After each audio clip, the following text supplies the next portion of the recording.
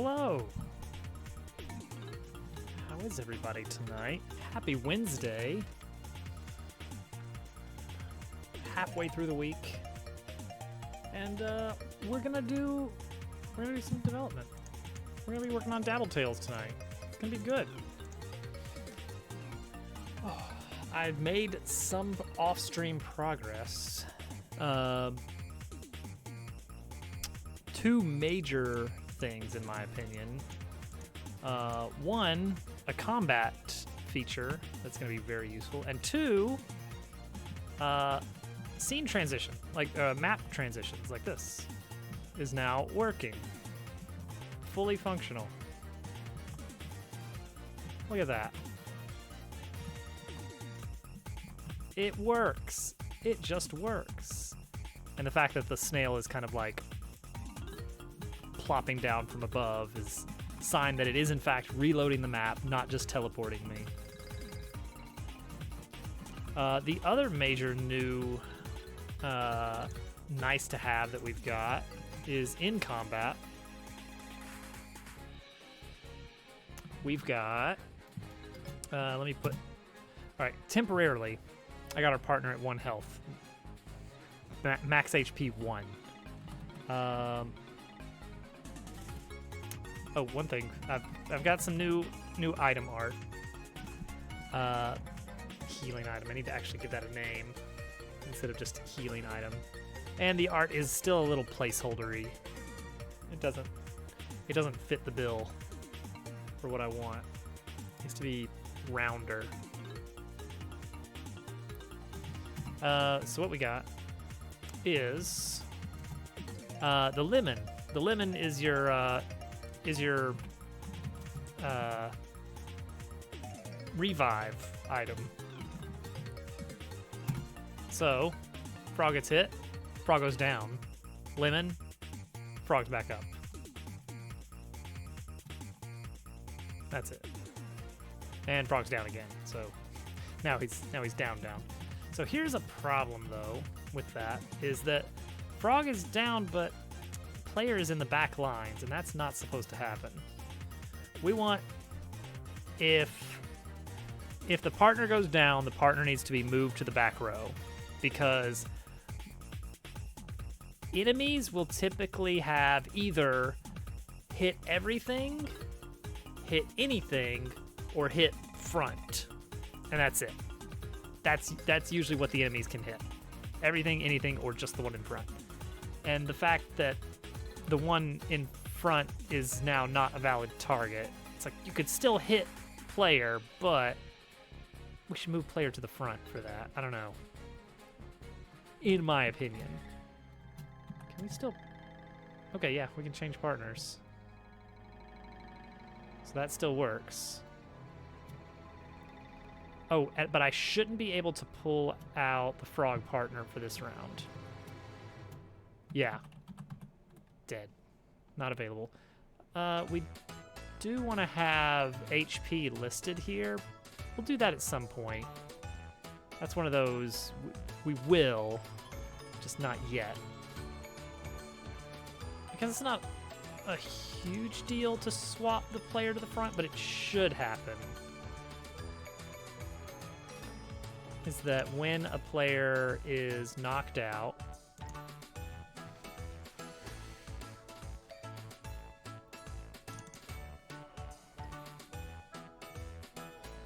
yeah, move Dabble to front should be called. Here. So we properly called lemon. How many lines are you up to? Like lines of code?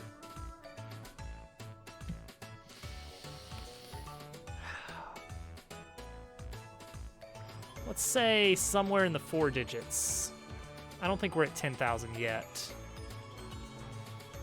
Admittedly, a lot of the complexity is not in code at this point. Like a lot of the animations and such, those aren't code. Those are configuration in the Godot class files.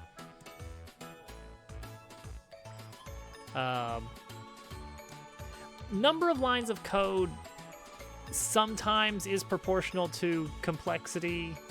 I mean, there is a correlation there. I won't say there isn't. Okay, revive Ally. No, ally, not Ally. So enemy side turn processes over and over again.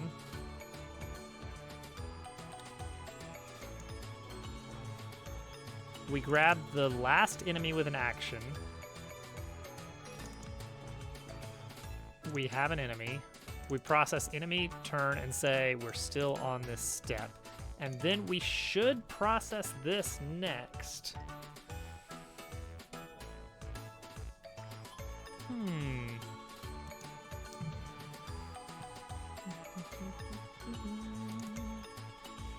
Oh, this only gets called if,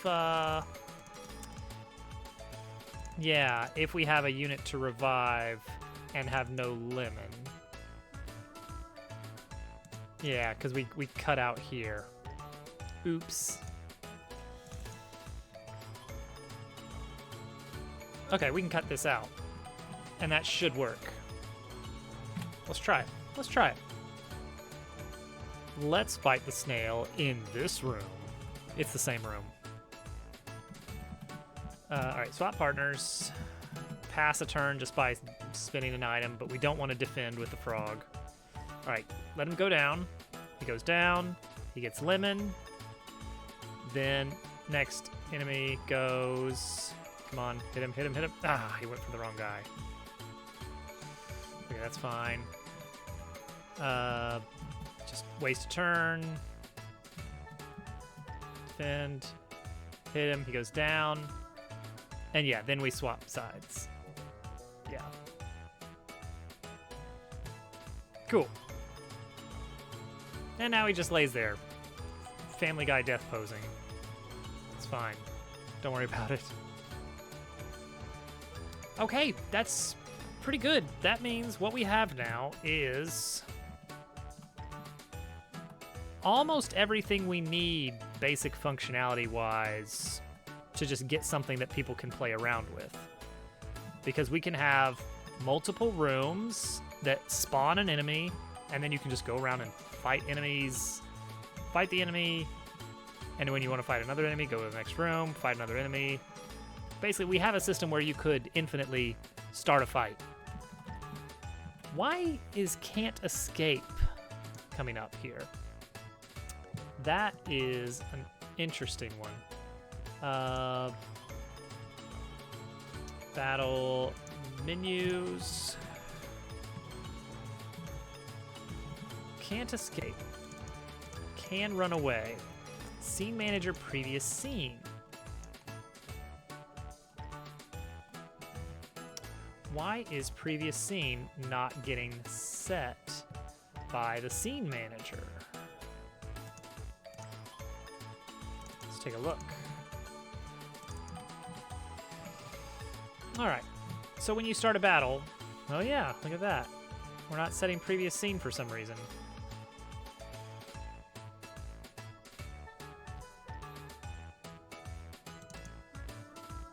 Did I just take that out for some reason and I don't know why? Because that's what it looks like. Yeah, I guess I kind of did. Huh.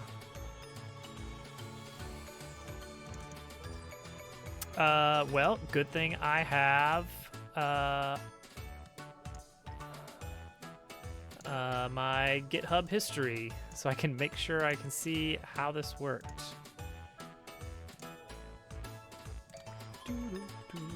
Ah, gotta authenticate, two-factor authentication.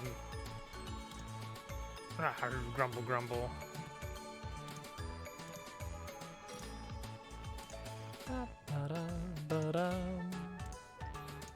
Verify my device, yes. It's because I'm on a different browser than usual.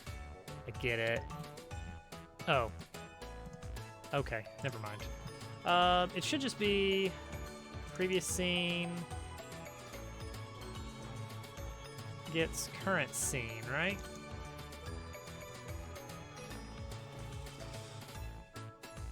just set that immediately when we start a battle. And then overwrite current scene with the new scene, and then revert. Okay, so this should let us run away. Tactics, run away. Yeah, and we're back here.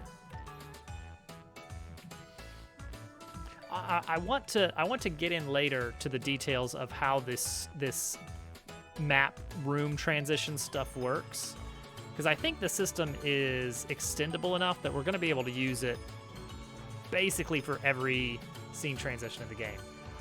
Maybe cinematics will be a little bit weird when we start getting into that level of detail. But for the most part, yeah, this is gonna be very good for all the places that we're gonna go. Minigame it up. Minigame it up. Okay. Next up. Yes, I never changed it back. I should. I could. Will I? Won't I? I will. I will. But all right, next up, we need more enemies. I mean, we need a lot of things. I'm trying to think of what actually would be a good thing to add first. Oh, that's one thing is enemies should be able to well, not just enemies. Attacks should be able to actually target multiple things at once. All right, let's take the old weight off of things. Power moons. Let's get it all back.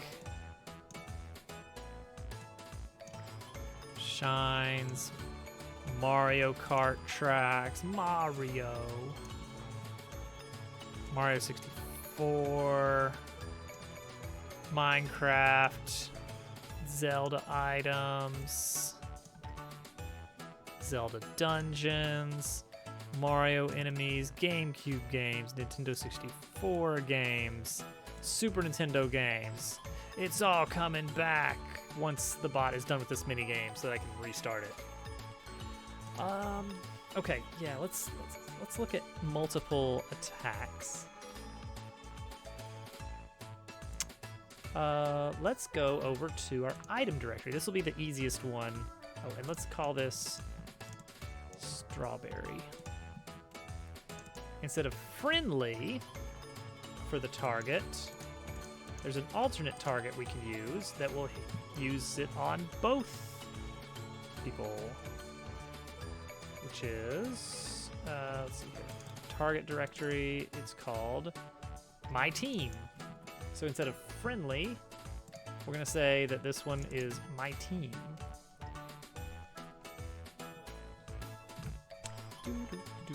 And so now when we choose to use it, so right now it only shows one person selected as the target. But when I use it, it actually does affect both.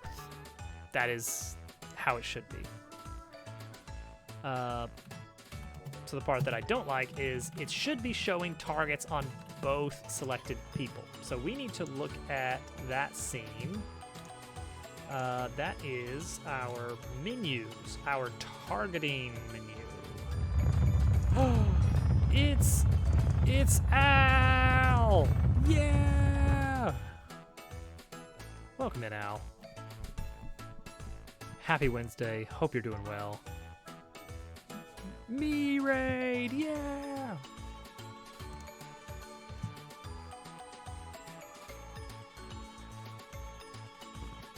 So what's the combat menu look like? It looks like this, just this. There's one pointer object, and that's it. And that's not good enough.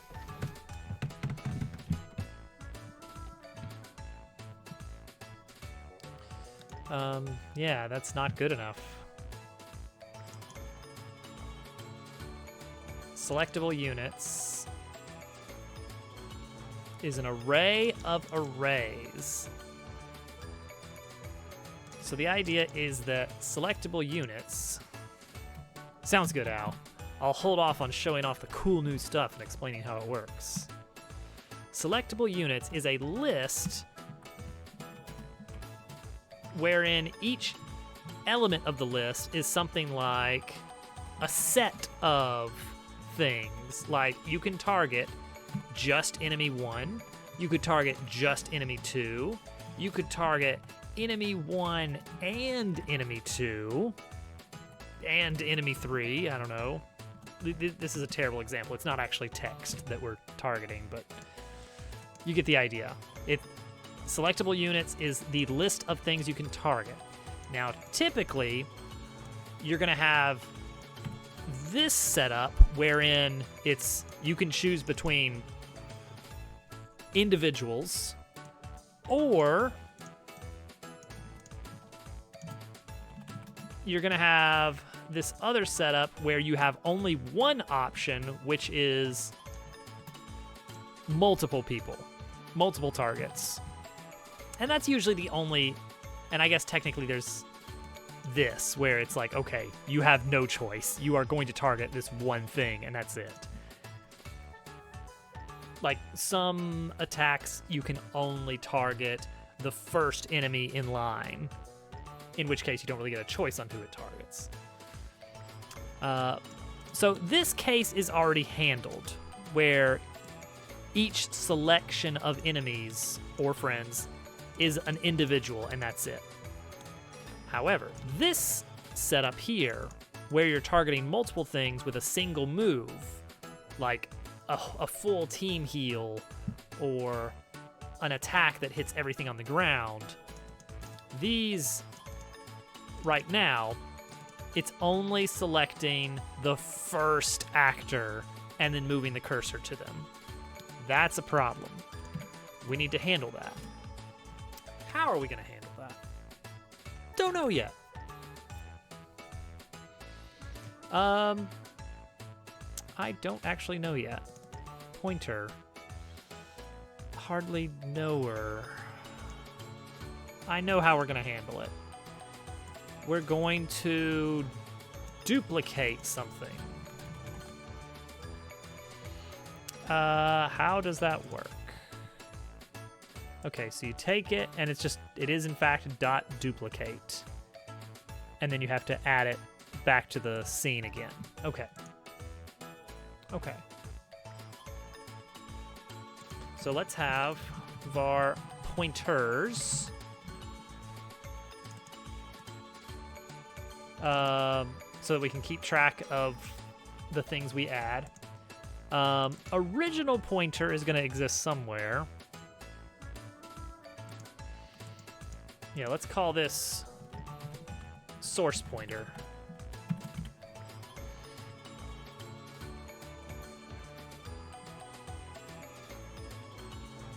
Still not sure.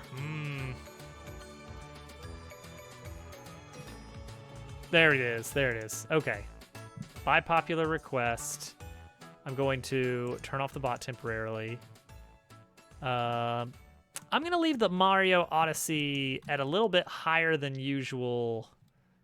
Higher than usual weight than the other categories.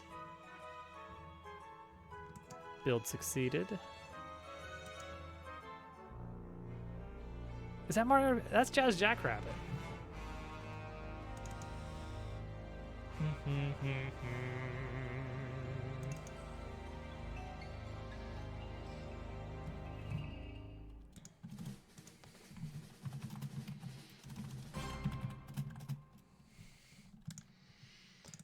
For unit in selectable units, it's Earthbound.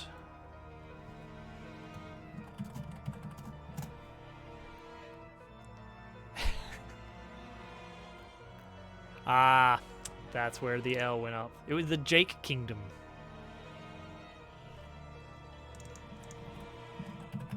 Okay, we'll do that. And then we will grab the position that we need. Then we will create a pointer using our source pointer.duplicate. We will go ahead and add child pointer. We will put pointer in our list of pointers. Let's go ahead and change it, because this is a very short loop. Hey, no.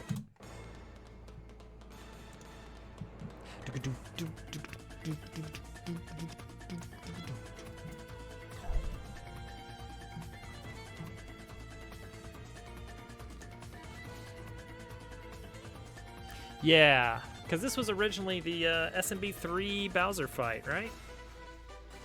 And then they adapted it in such a cool way.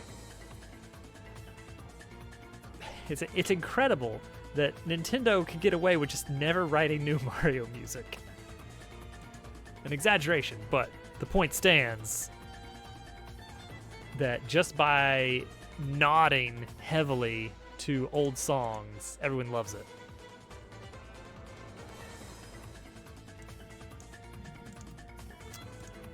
Move the pointer's position. If unit type. Oh, yeah.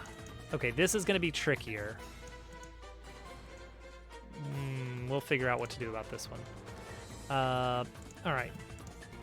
For pointer in previously created pointers, if any, get rid of them. Delete them. Delete them, and then clear that list. Okay, I think that will handle everything except for the name text. Oh, wait, the original pointer needs to be hidden. The source pointer. We can't let them see the source pointer.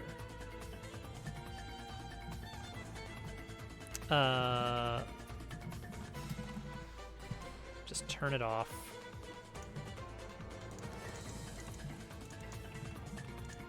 There we go. That might work.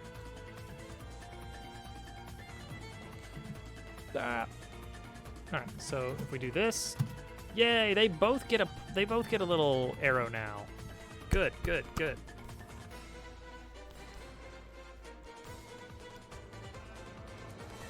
Always guess letters is what fixed. All right. So this name here. If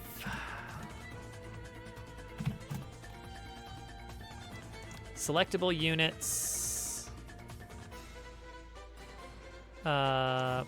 If number of units selected. Oh, I don't know.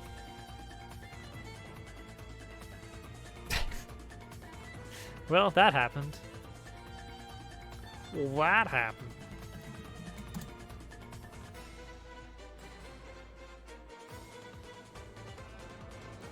Maybe it just did that.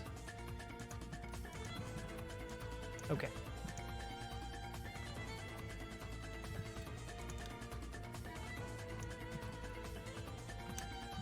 Right, I need this. Okay, there. So, if there is only one unit selected as part of this targeting, then just set it equal to this, and that's it. Otherwise, we're gonna have a bit of a problem here.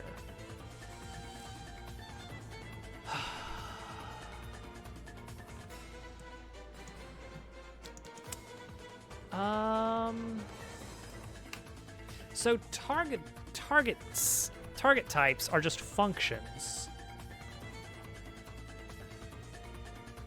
Is there any way I can assign? I could wrap these in.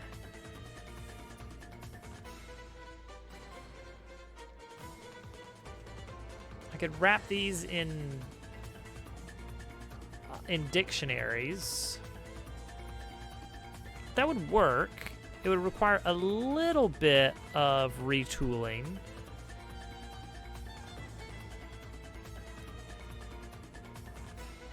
something would break.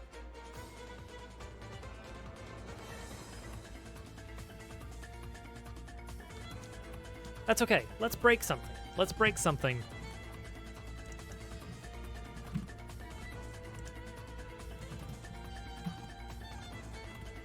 Let's break things.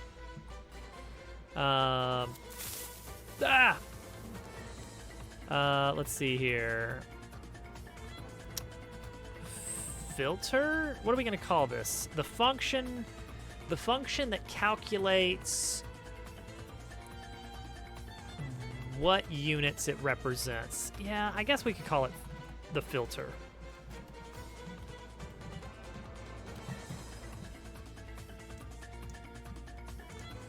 And that's what it'll look like. Okay, yeah. So then enemy team.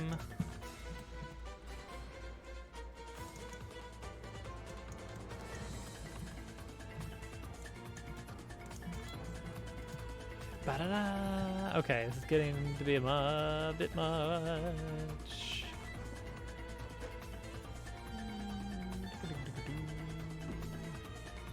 Ooh, let's do Bug Fables. Let's do Bug Fables music. The family business.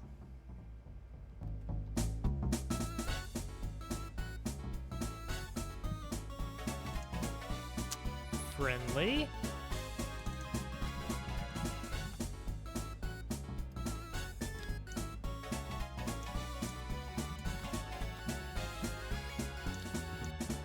Enemy.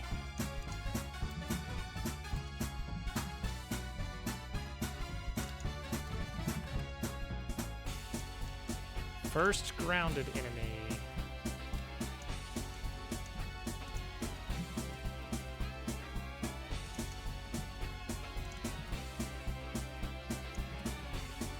Okay, there we go. That's working.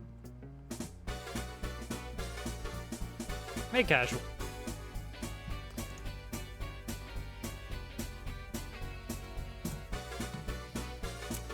Let's see here. Name. So we're gonna add a property to these little entries here.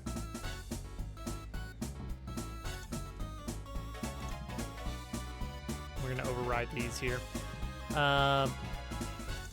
That's not gonna specify a name. That's not gonna specify a name because it's a specific enemy. That's not gonna specify a name because it's a specific friend. These two are going to specify a name.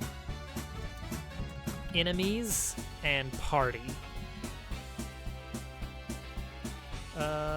Where? Combat target menu 38. What? Combat target 38. Oh, because I never finished this.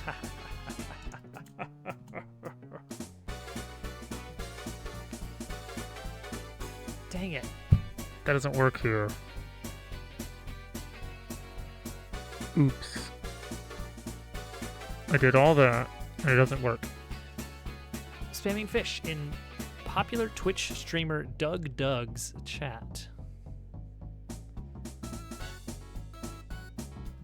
That's double the Doug. So this doesn't pass in that. This passes in a list of units, so this doesn't help me at all. Why did I do this? I don't know. I'm gonna undo it all. That was pointless. There's an easier way to do this, isn't there? Yeah, so that was the wrong approach. Easier way to do this. If we're selecting multiple units, we just need to know which team it is. We just need to know what team it is.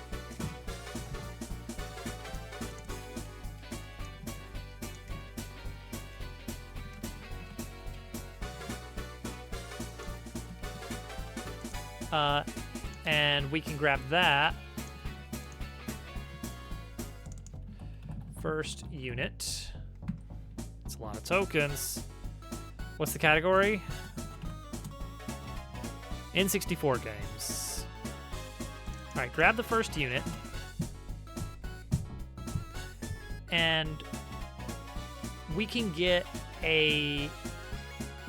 what side it's on. If first unit dot side equals battle manager dot player side units. Do we have battle manager here? Crud. We don't have access to the battle manager. Uh-oh.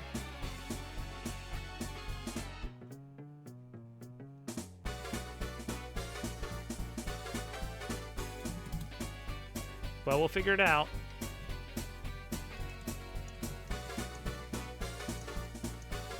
If it is the player, then just use the word party, and else use the word enemies. Okay, how do we get battle manager from here?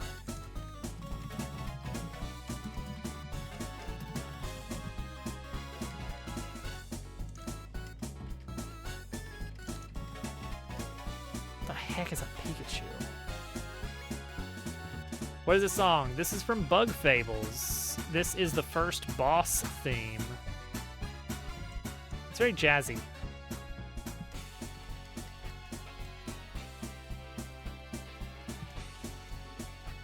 Bug Fable has some really good music. I have a handful of criticisms of Bug Fables, but on the whole, I think it's a very solid game.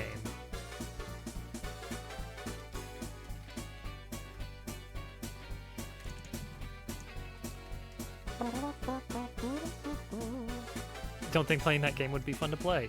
Might not be your cup of tea. I feel like it's a lot harder than Thousand Year Door. Too many bugs, just like Hollow Knight. Now, Al would love it, because he loves fighting bugs. And this game is full of fighting bugs. You get to fight a lot of bugs. It's true, it's true. Okay, so when we new up this menu... Okay, let's add it to base menu.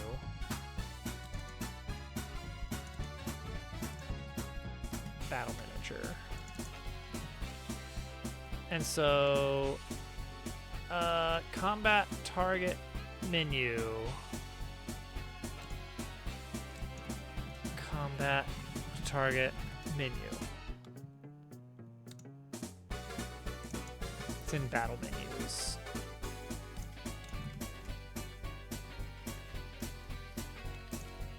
All right, whenever we create a targeting menu, make sure menu instance dot battle manager equals battle manager. That might work. GQ's kind of game. Oh yeah, she is. I'm gonna go check on her real quick. I'll be right back, guys.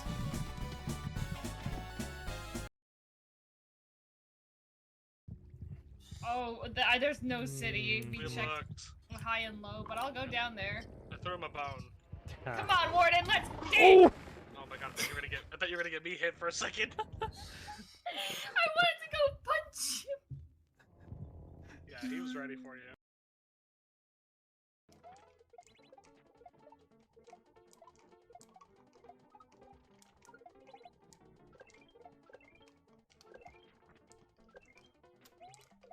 Oh, we got it. I'm already hard at work. With 1.7 out less than a week, I'm already hard at work on 1.8. Even though I have no ideas for new features yet. I had to. It was the theme. So yeah, Dabble Worlds 1.7 available now for free at dabbleworlds.com. Enjoy it, play it. We're gonna have level contests soon with in-game prizes.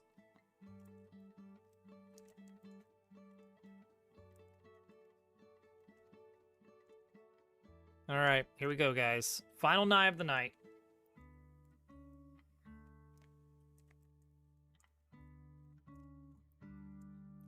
Yes! Let's go! Okay, I'm not gonna pretend to be a hype Twitch guy. Alright, here we go. Alright, chat, I'm not gonna look. You have to direct me.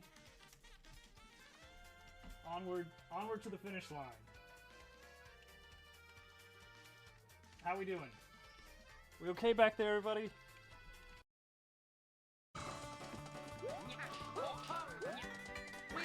That's what it is. Then you can just kind of whoop. And then you just wait. Pow. Oh, we're gonna beat it. Bop. Drill down. Bop. Drill down. Oh, apparently you don't do it a third time. Oh yeah. And then the final thing is these buzzsaws. That's what it is. My plan is to grab the P-switch as it falls, and then do a runoff. I'm back. Did I miss a Dabble Worlds clip? Unbelievable.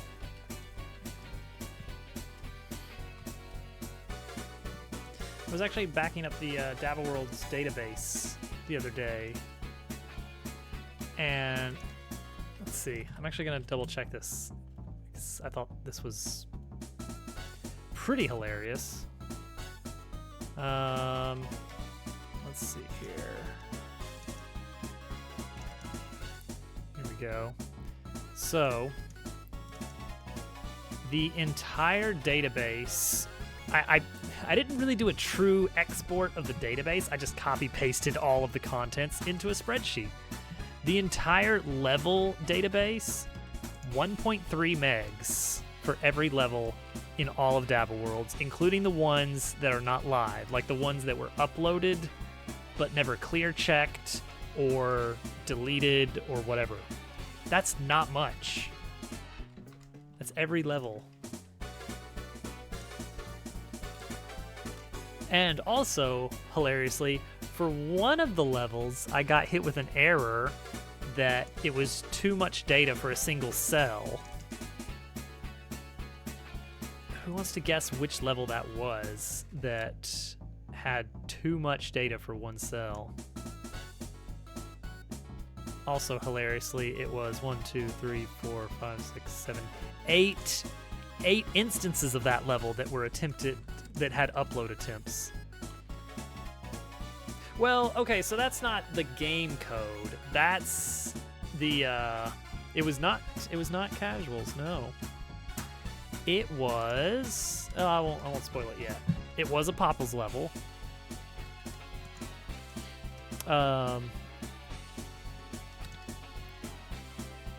It was Kiki's Giant Tree from early 2023. So there were 8 instances of him uploading that level to the server, and every single one of those instances was too big for a cell, which that means those are by far the biggest levels.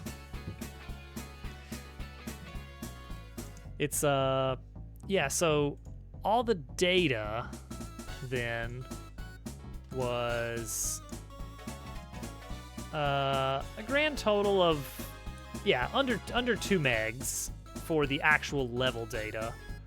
But that's not the actual size of the game. That's just the size of the levels that people made and the database stuff. The size of the actual game, which I do have that as well. Let's see here. Games. There it is.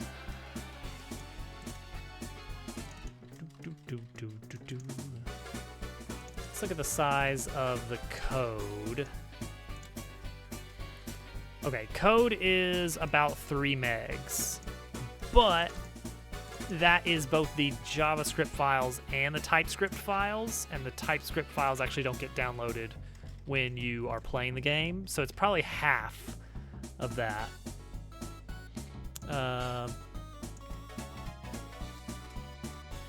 Yeah, right now, yeah, it's hard to have more than one thing going on at a time.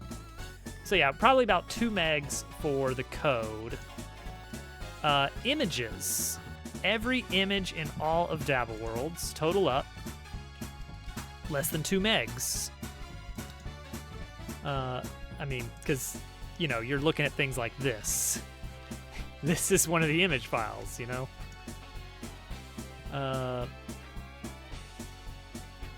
There are a handful of larger image files, like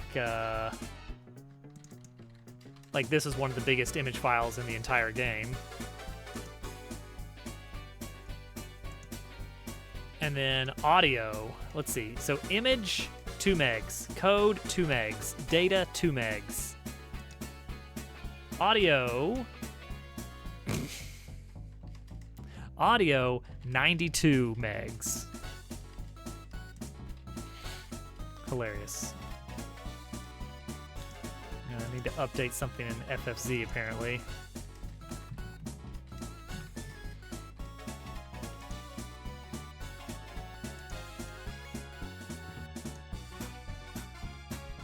Oh, Forgotten Isle. That is a good one. Yeah, why not? Let's do it.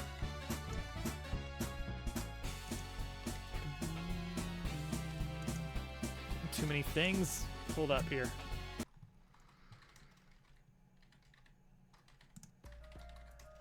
It's got the weirdest time signature. Yeah, good luck. I love image. I love to watch an image. Probably too high, honestly. Oh, wait, hang on. Okay, 2 megs for sound effects, and then 90 megs for the music. Admittedly, there's a lot of songs to choose from. And actually, there's one song you can't choose at all, huh? Let's see here. File size. Let's get that in here. Man, Popple's song that he submitted, 10 megs for that one song.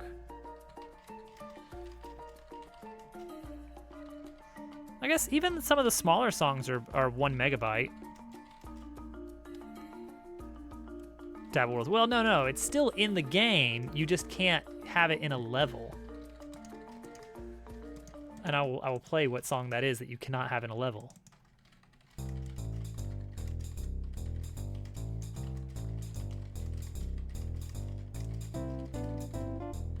That is a menu only song.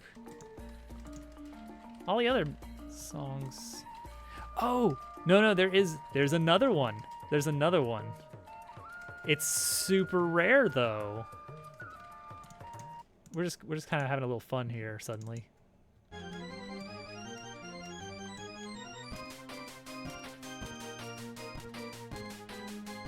Yeah, the Halloween theme. Spooky. Ooh.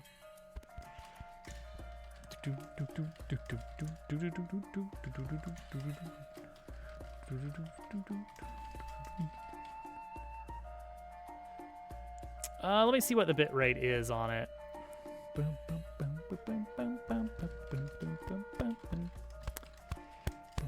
It's so it's almost all the song. Almost all, or actually all? I think actually all of the songs are made on Beatbox, and no further post processing.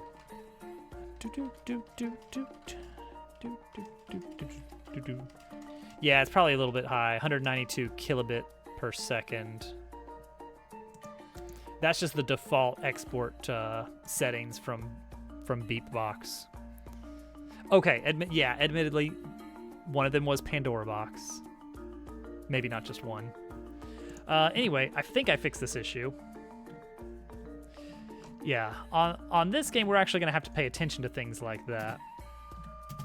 Yay, it says party now instead of just showing the first person that you've got selected. Cool, that's it. We did it. Proto. Why didn't it play the sound? Where's my bot? Isn't playing the sound. Peroto, thank you for subscribing with Prime Gaming. I wonder if it's because of the... All right, that's officially the new sub alert sound. Thank you so much for that Prime sub. I appreciate that. It's very kind of you. I promise that usually there's a Oh, damn it, no! that's also the new sub sound. Great. Cool.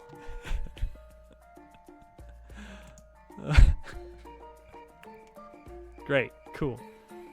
Thanks everybody. Yeah, every time someone subs, those are the sounds that play in that order, always, every time. Forever.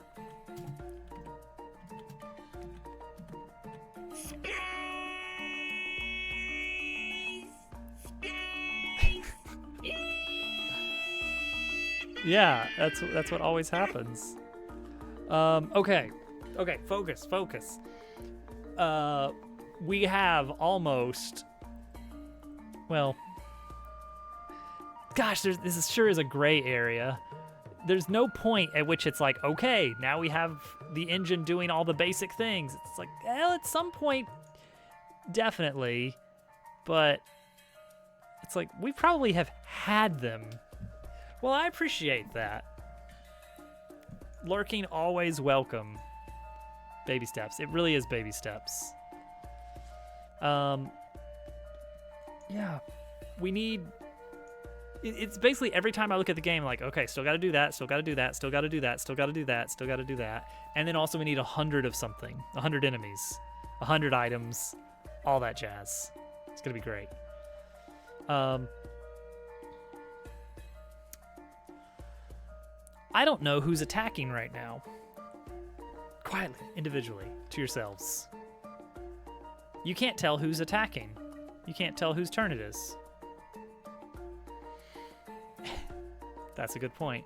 I think, at least for the first pass, I need to do all of them because it needs to be extremely consistent. There's a little gnat flying around right in front of my face.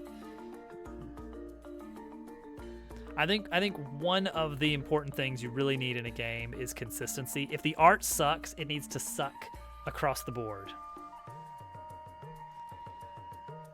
So I've got to have a consistent suckage across every enemy sprite that I draw.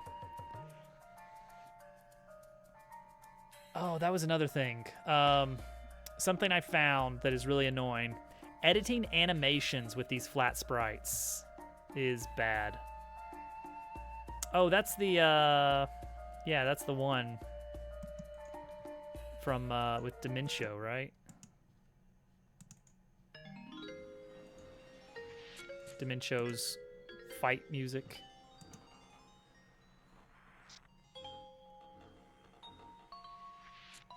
Wasn't that your profile picture for a while, was Dementio? Dementio.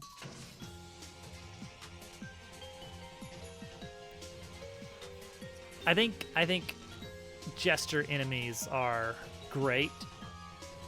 The genre is getting a little bit saturated of Jester boss fights, but I still approve. How are we gonna show whose turn it is? I guess it's the selection, like a chameleon. Because we had discussed this little, like, this is a temporary menu, totally legit main menu. Jester boss fight in Dabble World. I was toying with the idea of some sort of circus area as like a subsection of a chapter. I don't know that that will fit. So we'll have to save it for Dabble Tales 2. All right. What is the... Put Kefka in it. Yeah.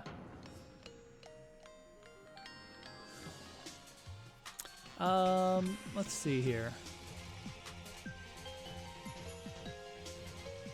Talked about a big gear. Remember that, guys? Remember there was going to be a big gear? We could make that big gear. Do we need to make the big gear, or do we need to make experience points next? It was a cat sound? I don't even know. I don't even know about the cat sound. Big old gear. Okay. All right. Put it to a vote. All right. Here's what we can work on next. This main menu right now is like a little drop-down menu. It's not going to be that. It's going to be something a little bit more three-dimensional and cool. We need to make it, though. So we got to do that. We need to update this animation here of transitioning between combat and environment. This right here is just black bars, pretty dull. I want to have a ton of gear spinning around and looking cool and mechanical. And then the last thing that I've got on my mind right now is experience points. We need to do experience points and have an actual like end to combat where you get experience points, and then eventually we segue into leveling up after that. All those things we're going to do eventually. The question is more, what do we want to do now? That's the question. Which I pose to you, chatters. Make a map.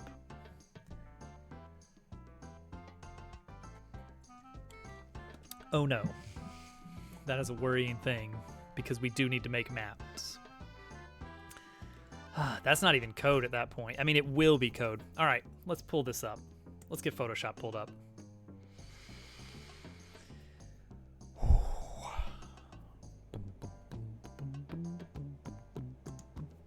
We probably do need to make them in Blender.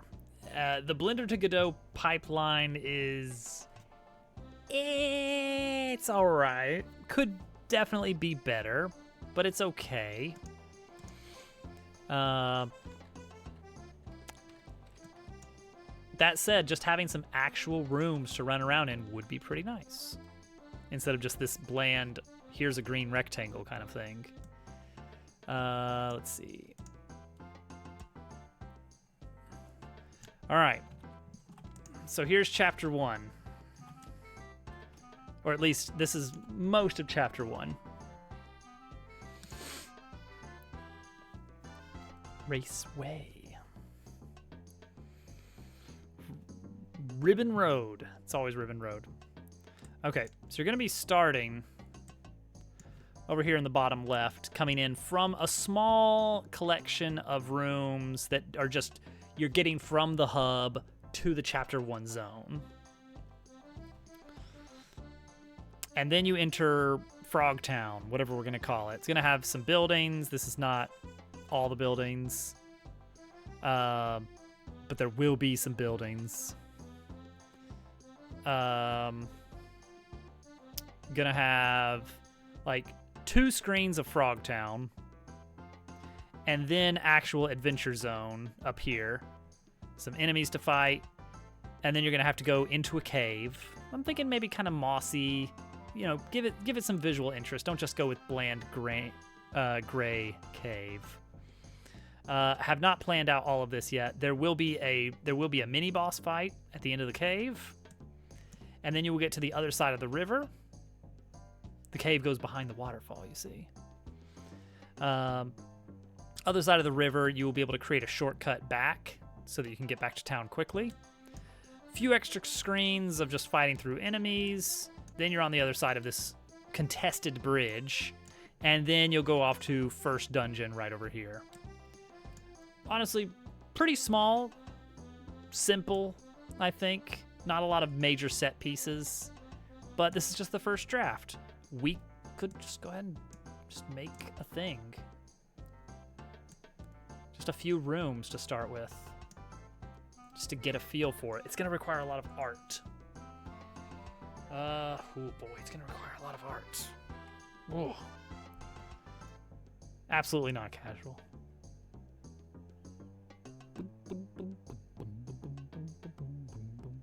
A lot of the rooms will just be rectangles. But some of them not so much. Let's see here. Water is going to be a separate thing.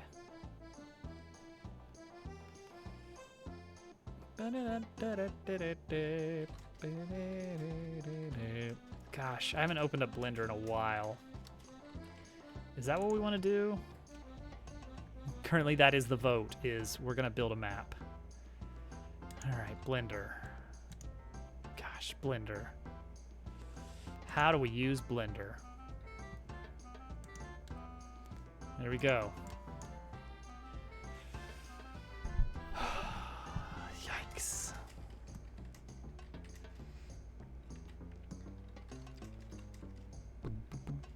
A cube. All right. First step, any new Blender file, delete the cube. Get rid of it. So let's see here.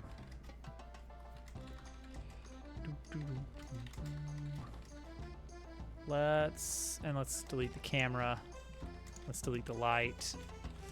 And then let's add a cube. Height. What is our general height gonna be of things? This is a height of 2. Come on.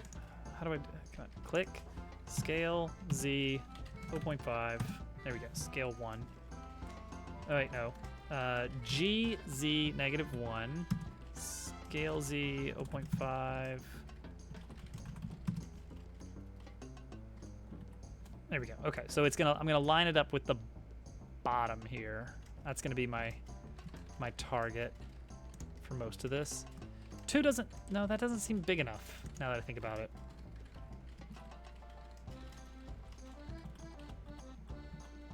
Let's say. Let's make it nice and big. 4 tiles, 4 cubes in height. Give it some thickness. All right.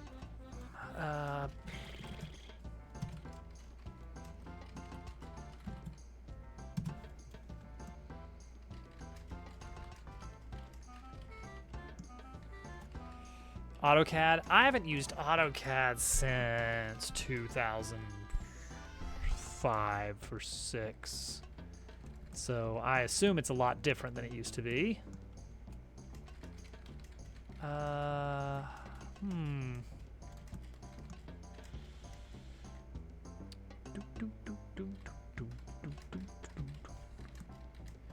Goodbye, casual. Tally ho.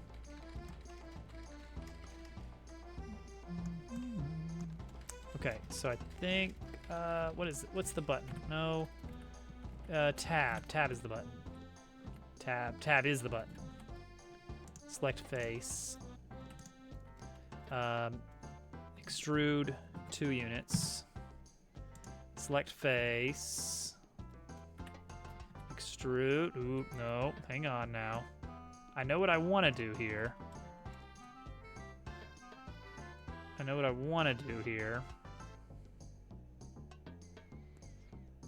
30 seconds. Pulse. We're gonna go with 2 by 2 for the tab exit of things. Scale Y. Nope. Scale X. Yeah.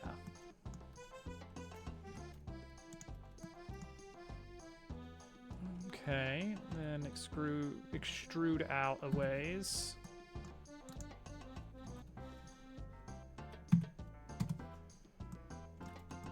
Boom, there's a zone. Incredible. What does it need? I mean, it needs lots of things. First off,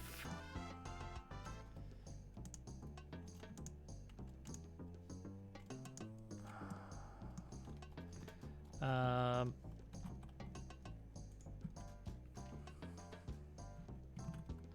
3.5. Oops.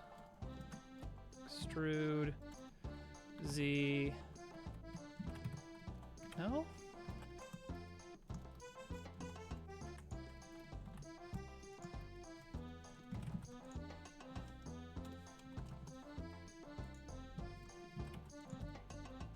There we go.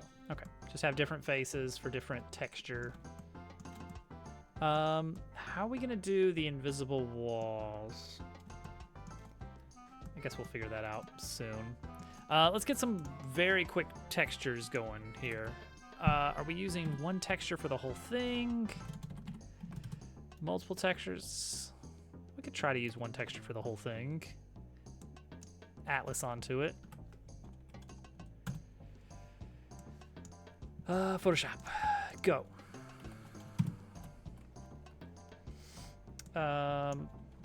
Let's try just making a texture here. The classic, of course.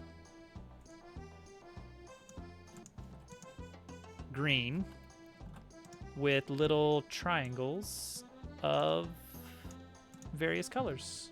And that's it. That's literally it.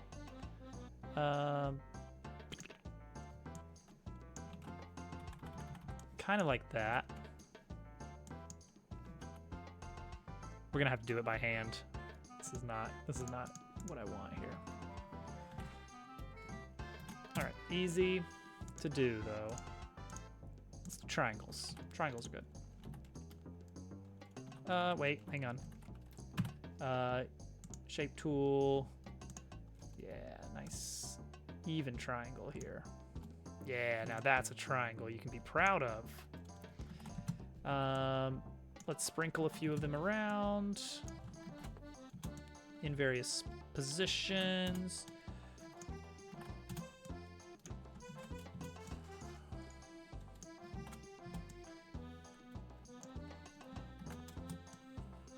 And then begin the rotations. Nice and arbitrary. Well, thank you, Al. I thought so.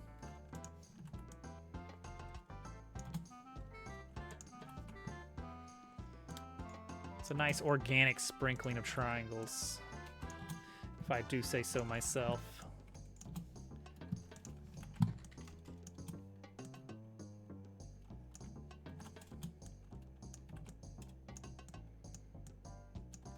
Cool, great. Merge that down into one big block, good. Take that whole thing and just move it a little bit so that it extends over the line a bit. Repeat down here.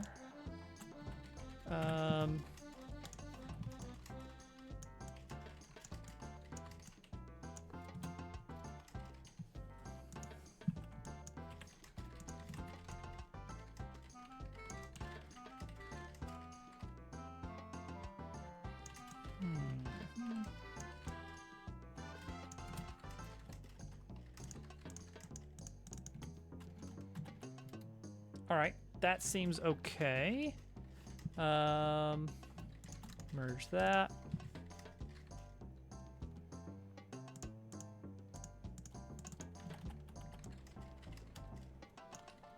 Cool. Those are equilateral, my friend. Nothing better. And then, well, you know what? This is a Dabble IP game, so I think I know exactly what I want to do for the other side here.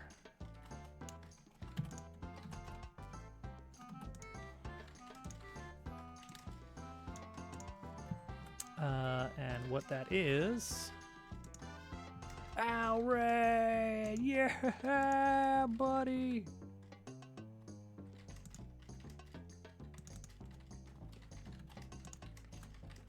We're gonna do some nice candy striping. I need to change the grid spacing to 4 subdivisions. There we go. There it is.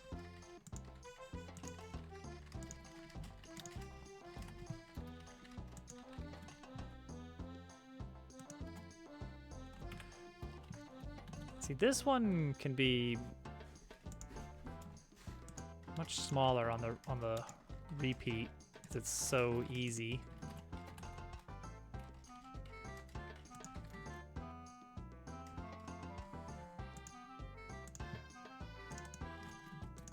at that. Look at that. Al's a grade A raider.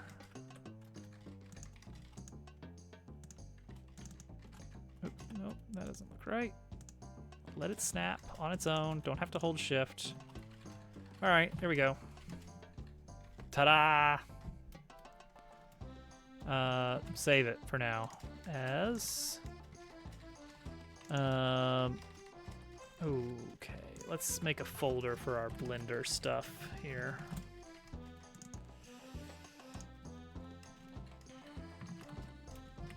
We'll call it Texture 1. Amazing. 8.5. Best you've ever seen. Okay, so we got to go into our material. Create a new material. Wait, no, we need to go into shading. No. UV editing. No. Maybe. New. No. Open.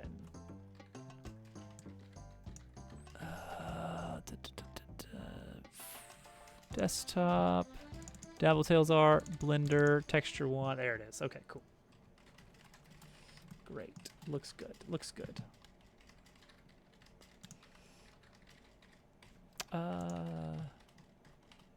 Golden Lands Extended? Yeah. Ba-da-ba-ba. All right, cube. Material. Material uses image texture. I just told you what I wanted.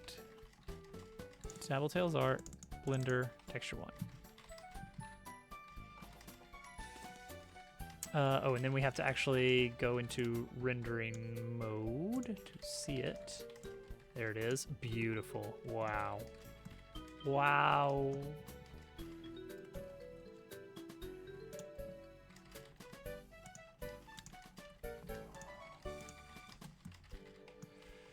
Okay.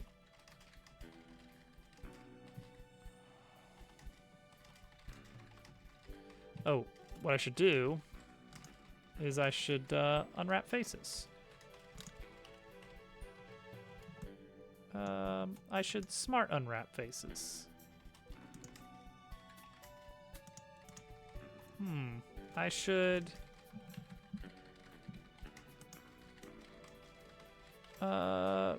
project from view. Oh right, I can't do the proper wrapping this way. That's right. Okay. Quick change on the Photoshop front.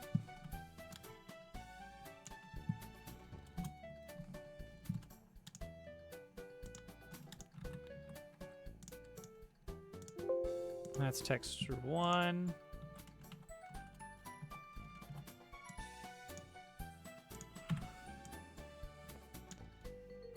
That's Texture 2.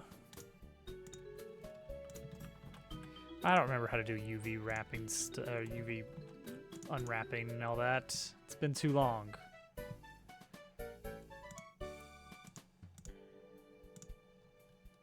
Open. No. Open image, Texture 1. There we go. Now we're talking.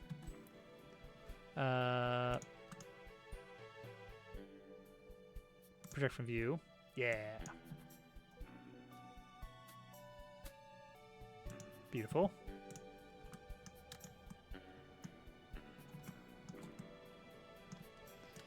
Okay, now.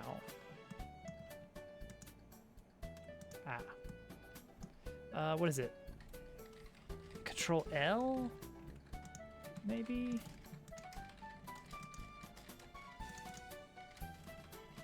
No. Alt L?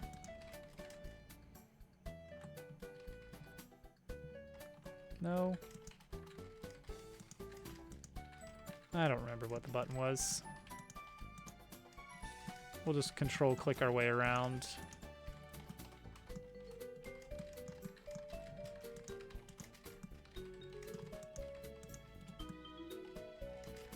Okay.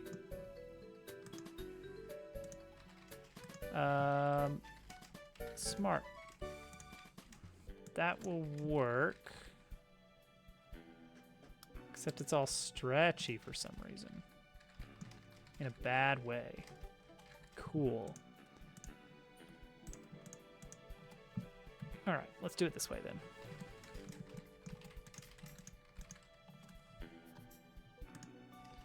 Project from view. Cool. Next.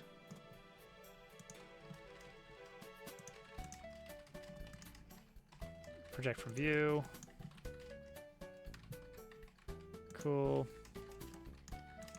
Next.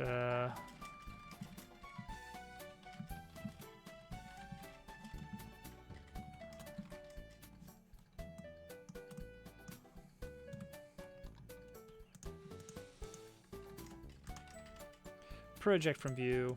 There's got to be an easier way to do this.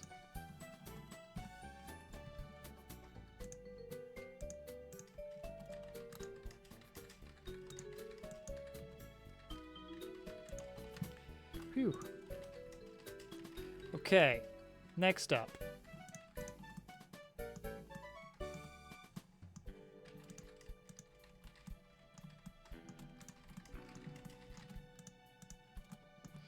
Is these all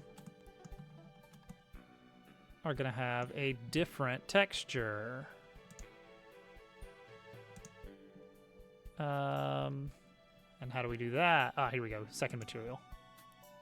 Assign it to this.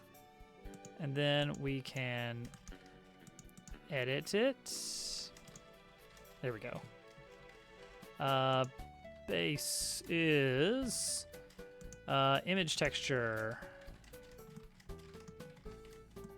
I mean, that looks good on its own already, but we need desktop, not that folder, desktop, Dabbletails Art, Blender, Texture 2. Wow. Incredible. Can we just cube unwrap? Is that allowed? I mean, that's something. That's wrong, but it's something.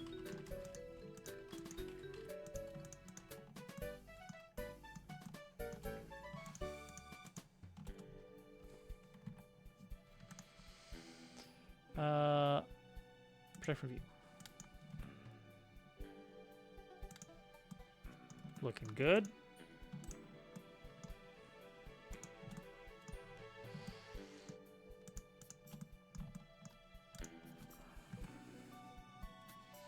Project from view. Wow.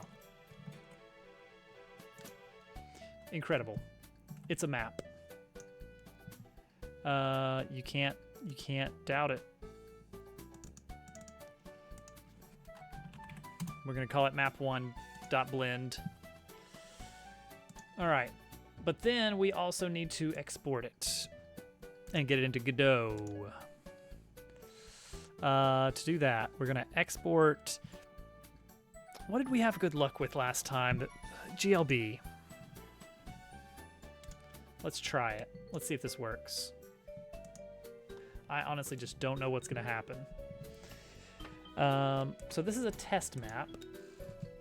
So we're gonna put it right here in scene 99. So this is our scene tree that we're gonna use. It's gonna be chapter for the folder, and then each scene will just be lettered A through Z, and then if we need anything after that, we can just it doesn't have to be a single character, but I think that'll just be easier for now because we don't even know the order of these rooms for a lot of this. It's going to get moved around a lot, so we want to make sure it's easy to shift things as we need to. All right, so currently this is B, but we're going to get rid of this ground. We're going to add a child node. No, not yet. Not yet. We're about to add a child node. Okay, we are gonna add child node. Static body 3D, I think. I guess. Ooh, where do the objects go for this? Folder B.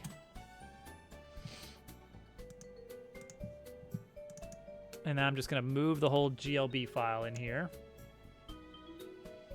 Okay, so that includes the textures. See, that's not great. It's not awful, but it's not great that it's going to import that every time. So we may want to see about how to fix that. It's fine. All right, move that in here as a static body. Looking good, looking good. And then we also have to declare its collision, which we can do. I just don't remember how. I do remember how. Hold on. I do remember how. Super Rad Hatter. Sure. This is so weird, but yeah, if you do -col on the object's name, then for reasons, that is what you need. Okay, so now we re-import, I guess.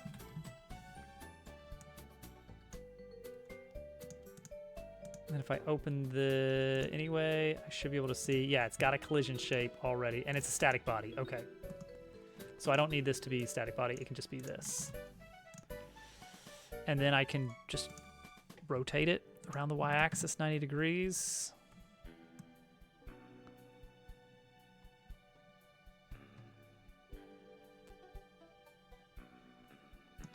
And it just is there.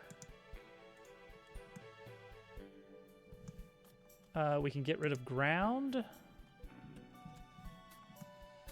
Tab needs to be changed slightly. We need the exit zone and entry point. We can just do this as just a node 3D of, I don't know, left tab. Or let's just call it tab left. And we will just move these two items into that. And then we can get rid of tab 1. Okay, so that's there. Tab 2. Just add another child node, node 3D, tab right. So we're going to move the exit zone and entry point of that tab to here, and then get rid of this. And we're going to move them. Where are we going to move them to? So currently, it's kind of hard to see.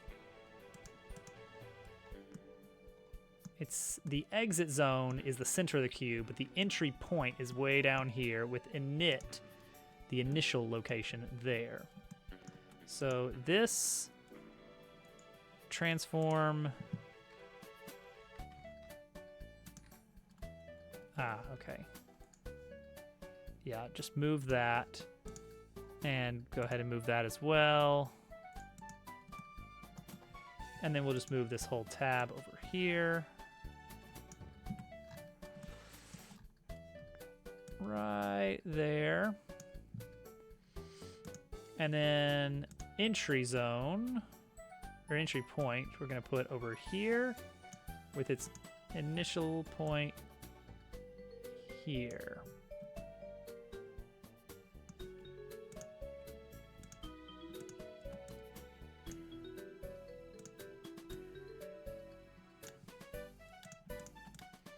Okay, I think we might have a working map now. Like, it's not pretty and it doesn't have invisible walls around the edge to make sure you don't fall off, but let's now specify that Let's see. How do we make this loop here? So right now, this exit point on the left, you can see right here we've got the exit zone that tells it where it points to. It points to room A, tab 1. So what we can do is say, all right, change that to be room B, tab... Yeah, tab 1 is the one on the right. Actually, that's something we can do is say room B, tab right. Okay, so it goes to B right. And this other one is going to go to room B, tab left. Open up room B. And let's, you know what? Let's rename these as well. These entry points. We'll call this one left and this one top. It wasn't Ribbon Road this time. Left and top. All right.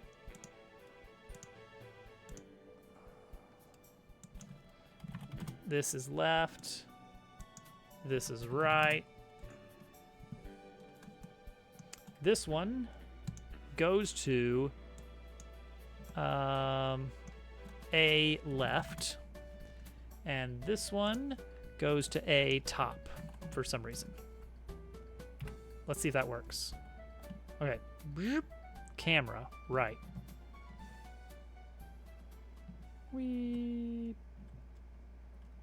Hey, now we're over here. Look at this. Okay, that was a step.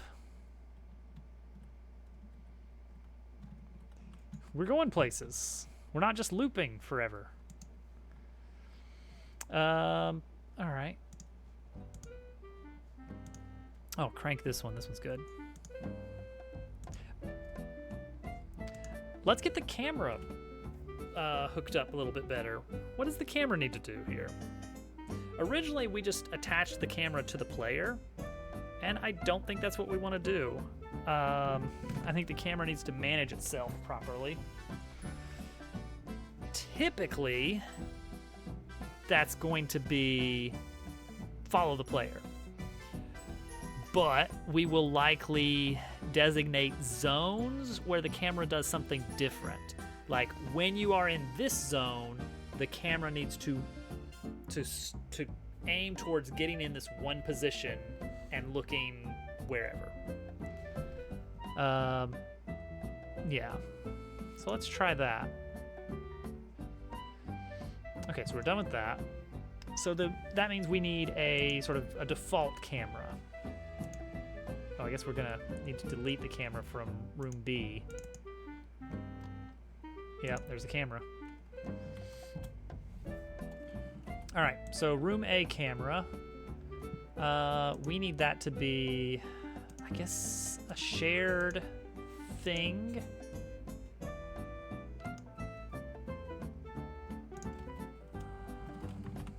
Camera.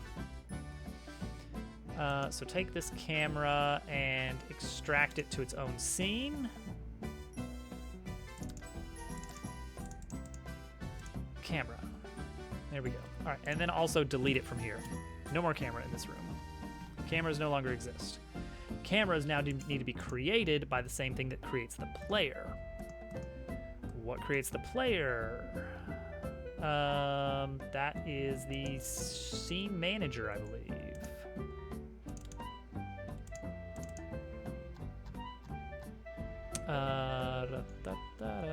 That is, in fact, the scene manager. All right, and the camera's going to need some kind of special coating, a chocolatey coating.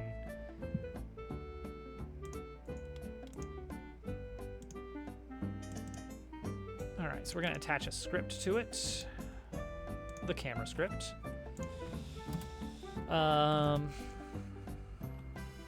Player. Yeah, just player. Which is a character body 3D. By default, it's going to be null.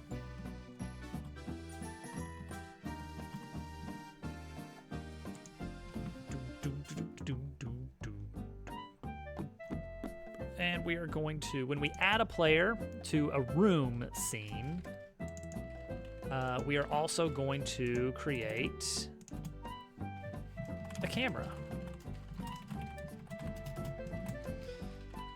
which is this scene right here.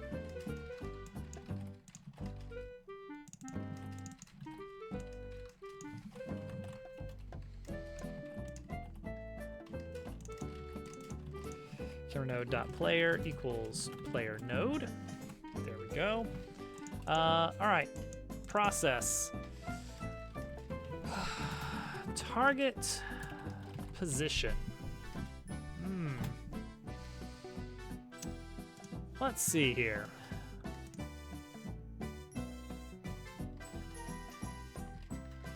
Let's take a look at. I'm going to open up the old scene A.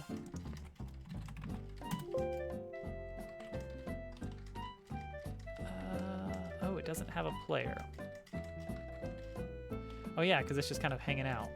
All right, so where was the position here? -6, 2, 6. We'll just. All right, we're just gonna say it's player.position plus some vector 3. We're gonna try this here. Target it X exactly, Y 3 up in the air, depth, bring it back by 6 units. Let's see if that works. And then take our position equals vector 3 dot lerp. No, you just lerp it. You just lerp it. Position towards the target position at 0.1 weight.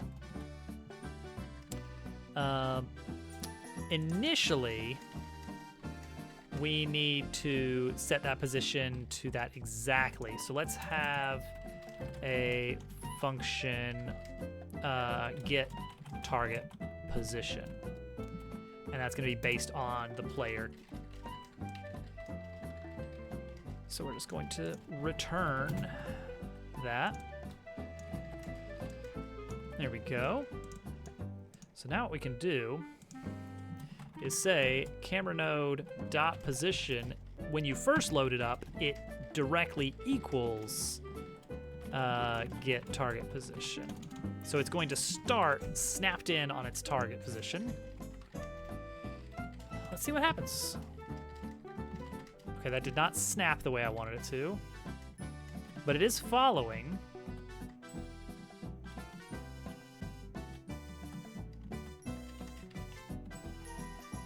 Oh, and then this is fine. It's lagging a little bit behind just because of the weight we used. Oh, I just noticed the gear isn't spinning after we change the animations.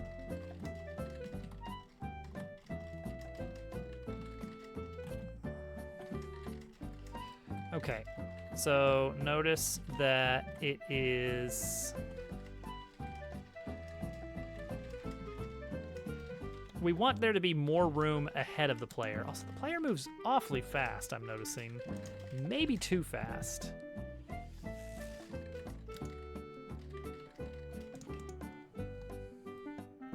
Can we bring this down just a bit?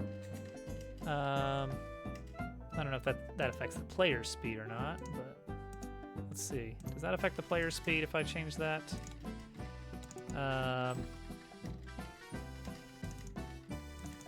Speed, nope, it does not.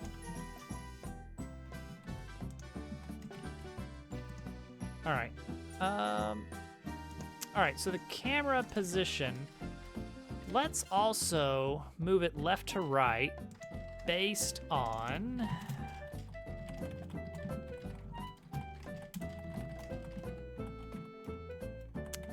Let's base it on the player's velocity. Let's take the player velocity. Let's take 3 times the velocity. That might not be enough even. That might be enough.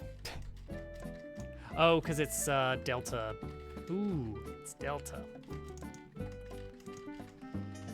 Let's pass in delta into this function. defaults it to 0.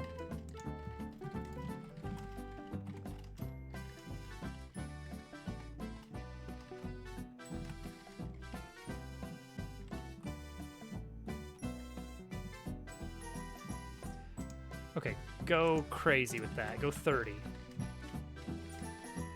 Okay, that's the right idea. Oh, except I only want to look at the X velocity there.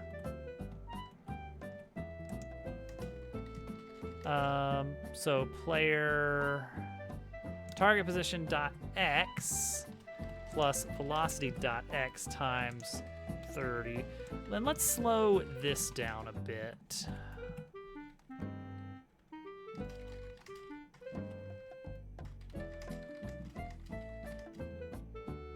It's very snappy right now. A little too, no.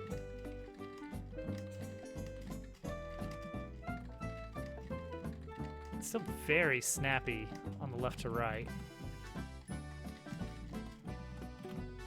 Compared to the forward backward, yeah. Ba-da.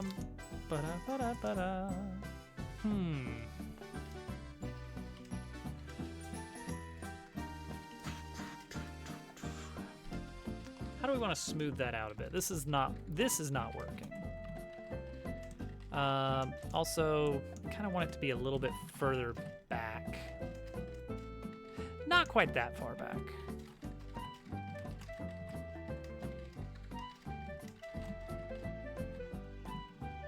Yeah, as it stands.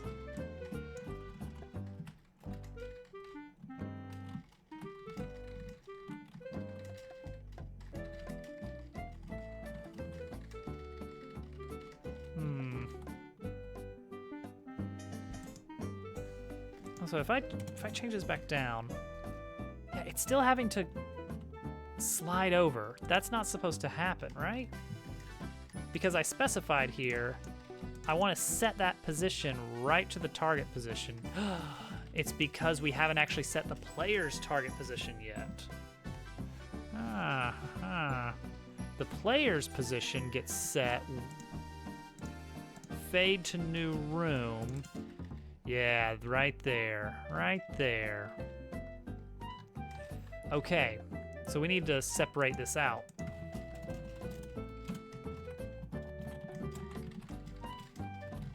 We'll pass in the player.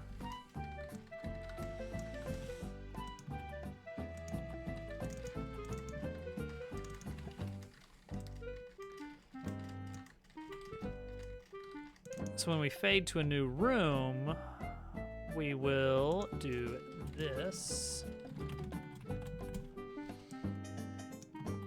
And also when we ready up, we have to do it as well. Oh. Yeah, from when we initially start. There we go, that looks good. Much better, except for this.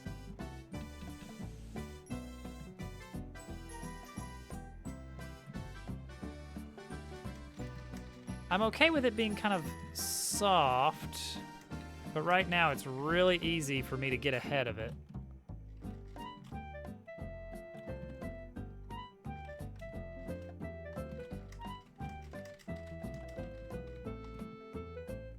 We may research some better ways to get the camera going where we want it to. I like kind of the softness of that lerp, but it caused it to lag so far behind. You know.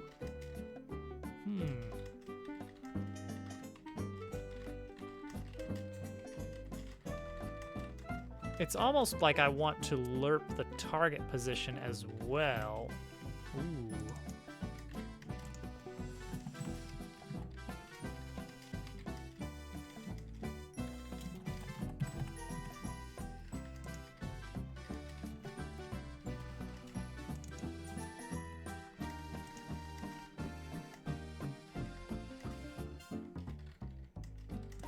Instead of returning the target position, do like this. lerp target position towards get target position. This is gonna be weird.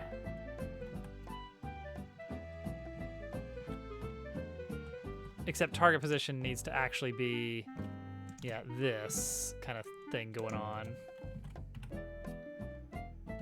What a stupid name. No, it's more like a. I need an offset that gets lerped around a little bit. Maybe that's what I need. Let's get rid of this. X offset. Let's try this.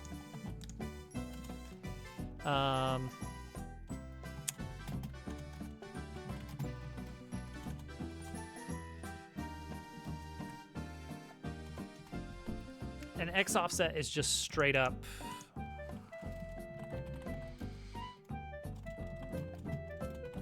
Just like that.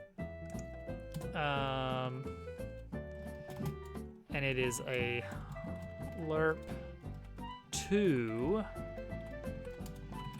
target X offset equals something. We base it on the player's velocity. Let's try this. Let's try this.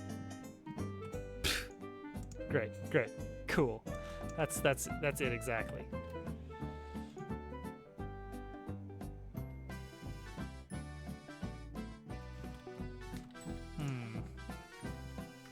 Kind of. Oh, wait.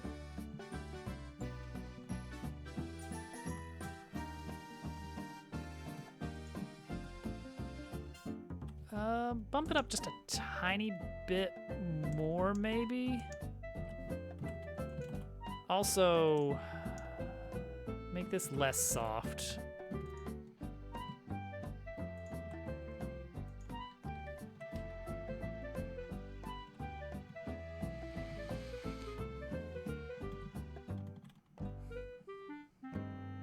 That's decent.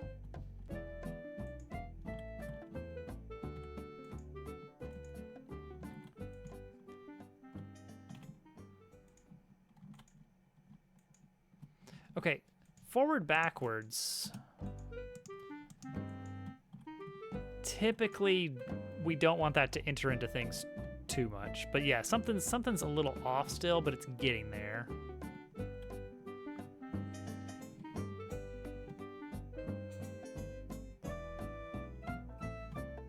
It's kind of like...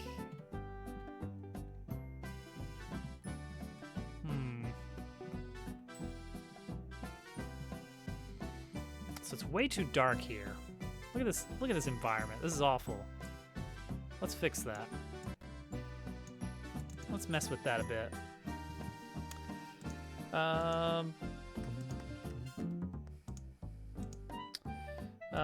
Scenes.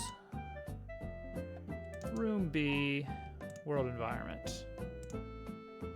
Let's look at the sky a bit. Procedural sky.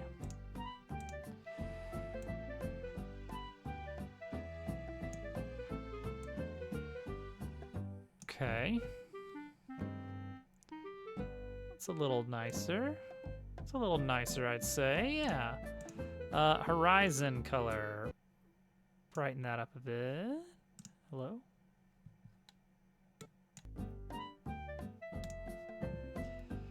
And then ground. Ground. It's that little mess here, which I don't even want to see that. I don't even want to see that. Get rid of this. Get rid of the ground entirely.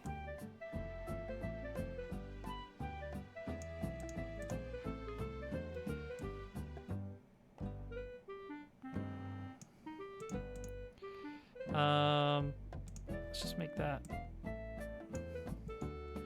Let's just go pure white on the ground. No, let's go whatever this color is. Give me that for the ground's horizon.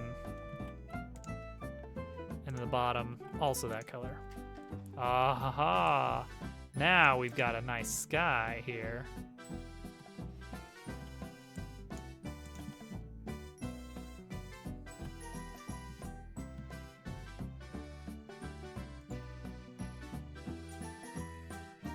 I mean, we'll get some actual, like,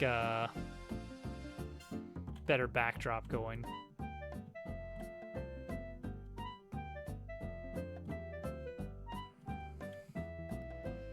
You know what? I think it's too... for this particular area, I don't know, is he too close to the camera still? That's probably a little bit of it.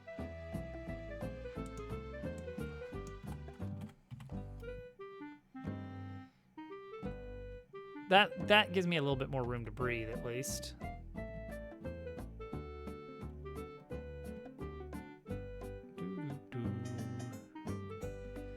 Yeah, it's basically, I think what I want... Oh, this is, maybe this is the dumb thing I want.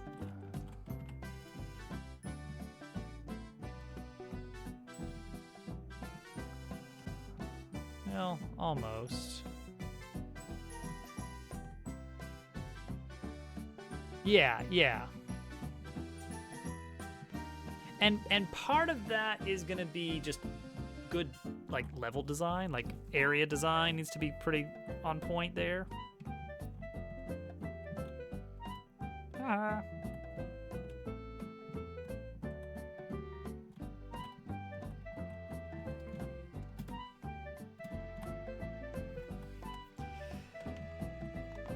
Yeah, we'll get it looking a little bit better, I think.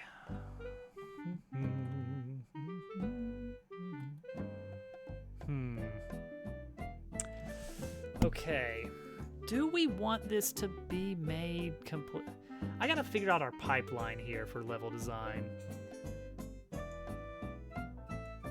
Because I don't want to have to open up Blender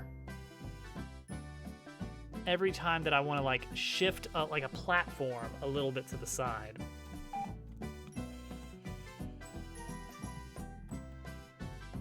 What, this map here or what? Like the difference between these two? They are actually like different sizes and shapes somewhat. Oh, something fell off. Yeah. Now it might be because I made like a massively like an area with a lot of depth to it, which is not as common in your typical paper game. Actually, on the contrary, Bug Fables actually does a lot of depth in its areas, especially when compared with Thousand Year Door. Thousand Year Door has some areas that are wide open, but not as much. Yeah. Oh, that's one thing, is when jumping, we don't want to reset the Y unless the character is on the ground or is below where they last were. That'll help a little bit. Target Y. This is gonna be weird. Let's see here.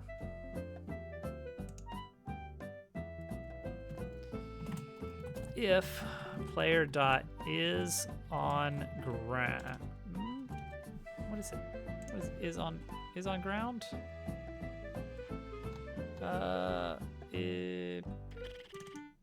Base actor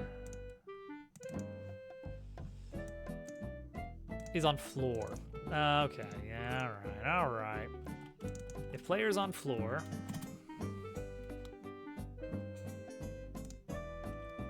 it's a function, not a property. Then target Y is player.y.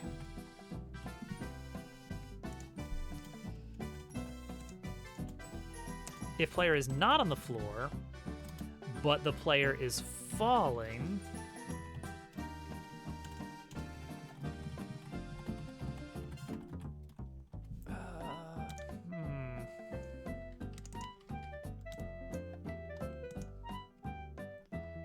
minus is down.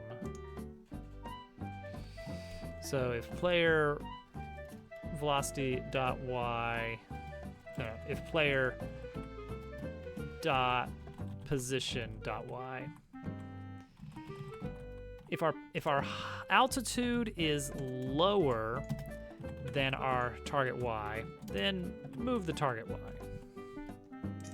So if it's on floor or that, then set it to the current player position, and target position dot Y always equals target Y. Let's see what that looks like. Cool. Great. That's what I wanted. Take it. Is it because that was... Well, interesting. Well, it's doing what I wanted for as far as jumping is concerned.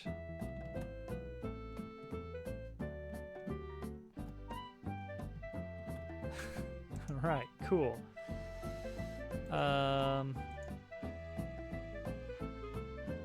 Oh, I guess I should lerp towards that also.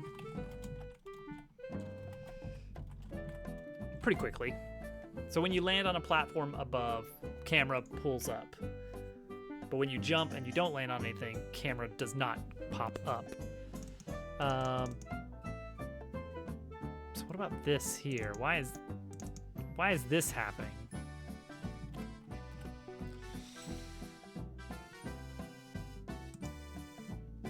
Oh, +3.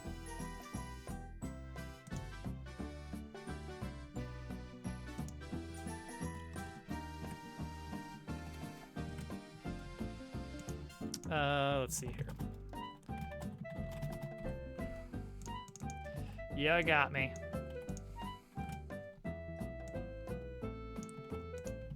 Okay, that should do that.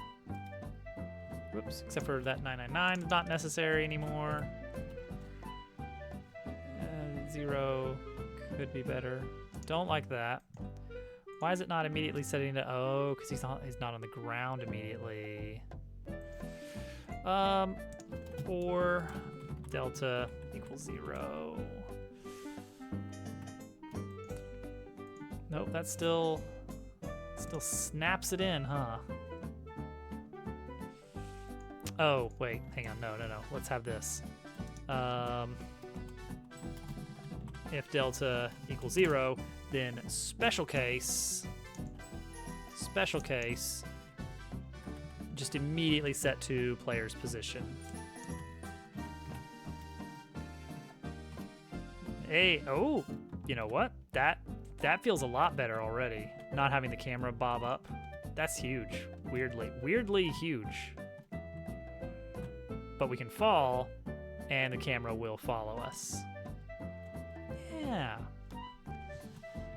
Also, this bright, sunny area here. Yeah, I can do something about that. It's not great, but I can do something about that.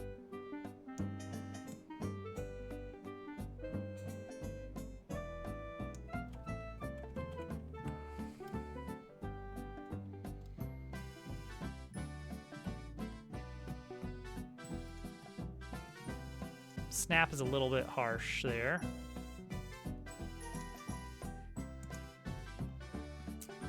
Let's slow that down a bit.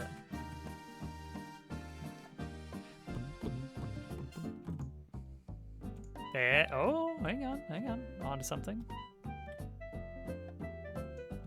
Yeah, it does add something to it. Yeah, that's gonna be pretty huge, is just actually adding things instead of having a big empty plane.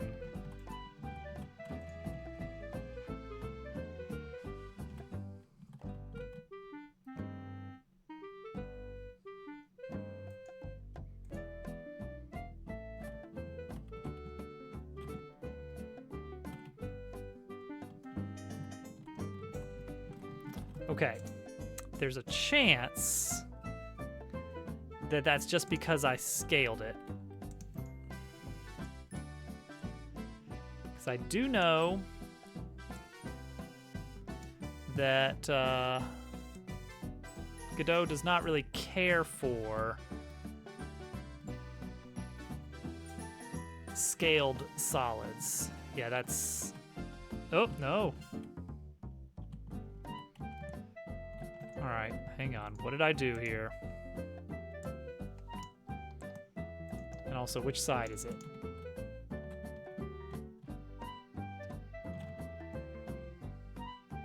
Okay, it's the short side. So that's this one right here. All right. Edit mode. Points. Select all. What is it? Merge vertices by distance. Go.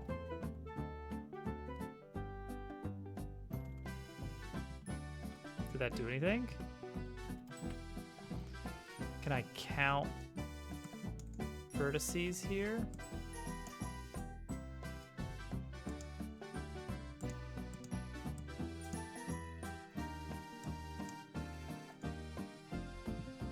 What's my info tab? In, view. Okay, that's one vertex. That's one vertex. One vertex.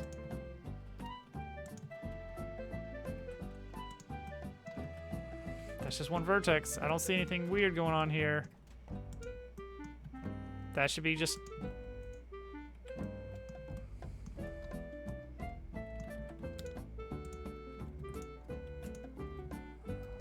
There's nothing fancy.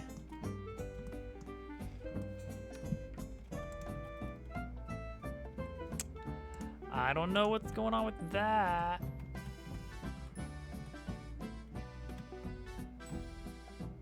It does not like that. This one seems okay. Nope, nope. Doesn't if I do that. Then I get soft locked.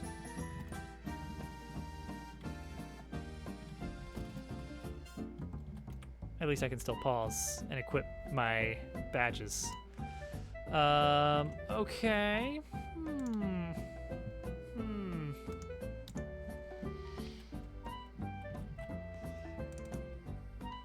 But why? Why are corners bad? Why would corners be bad? Let's add a box. Give it collision. And then just rotate this thing a little bit. Scale it? Can we scale it? Is that allowed? I don't know. Not round enough.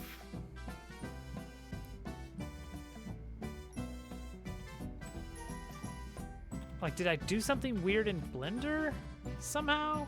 Like, that's possible, I guess. This seems to be fine.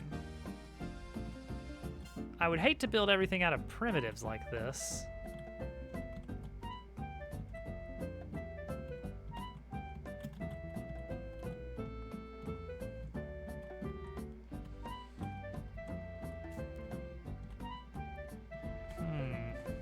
Very strange.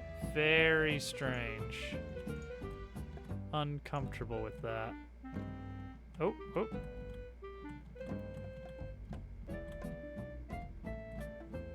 Now, Dabble has a cylindrical collision shape. So I'm not sure if that's doing anything weird.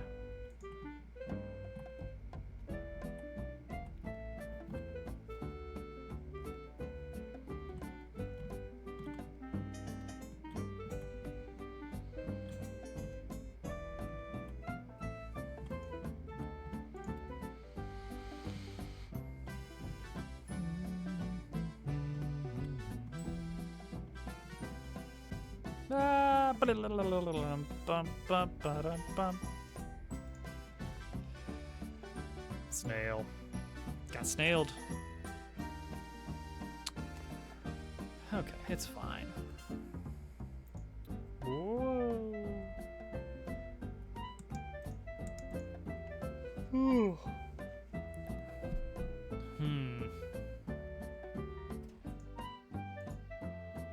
But yeah, I think we will be designing like individual pieces. Like, okay, I've got a little ledge here. I'll just define that in Blender, probably.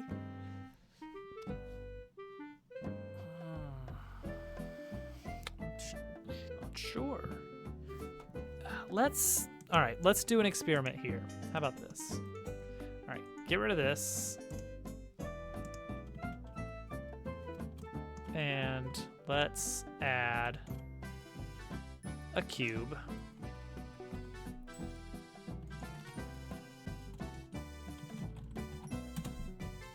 And that's it. I guess we should give it a material. Beautiful.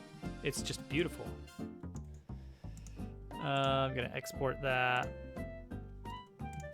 as test.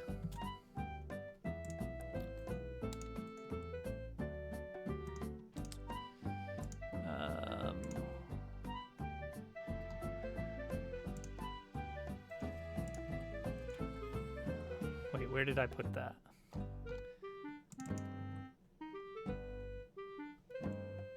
Where did I put that?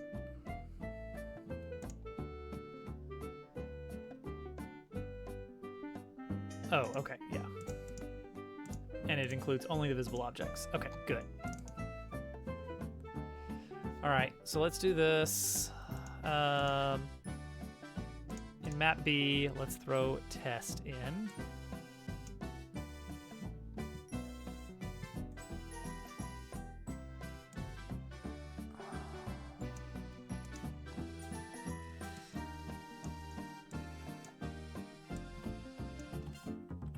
Okay.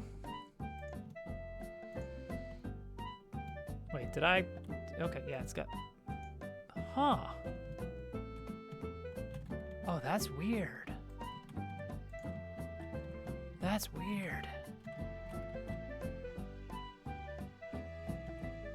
That was just a default cube. All right, hang on. Let me get the exact rotation here. Let's set it to 25 degrees. And same with this guy. 25 degrees.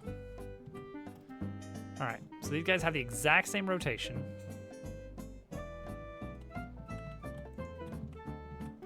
Fine corner. Blender bad. Ooh, that's a little scary.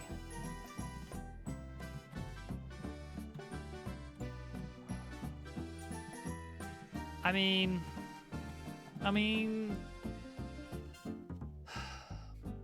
okay. I don't have to put all of the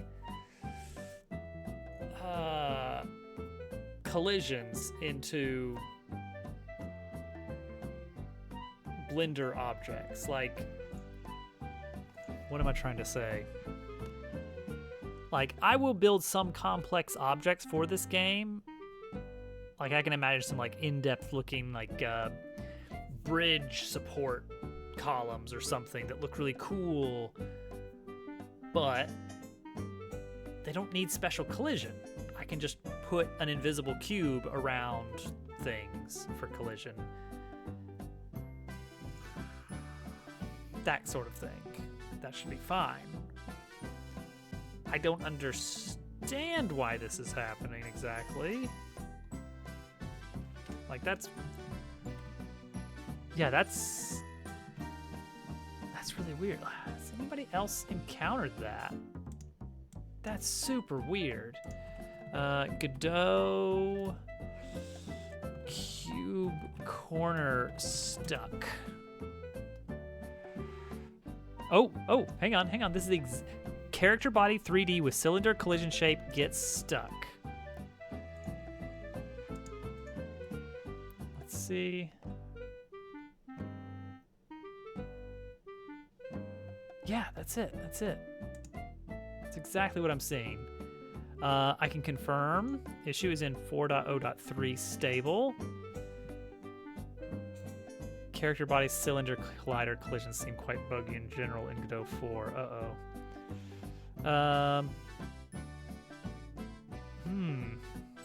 Could try switching to a cube shape or try this. Godot Jolt. What the heck is Godot Jolt? A native extension for the Godot game engine that allows you to use the Jolt physics engine in lieu of Godot's built-in 3D physics. It's a drop-in replacement for Godot physics, implements the same node. Okay. That's okay. Let's keep that in mind. That's weird though.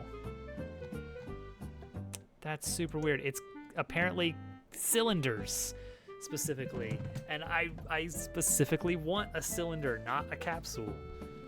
Call it a weird taste, but that's what we need. Well, how about that?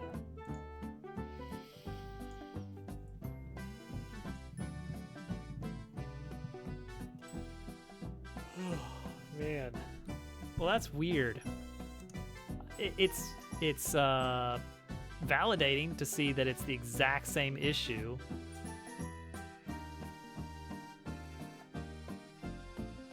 Capsule does stay. I don't know why. I don't know why I don't like it. It's something about the way that it's rounded on the bottom.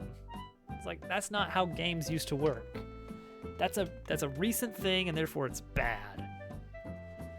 No hints on resolution. It's an open issue. Last update was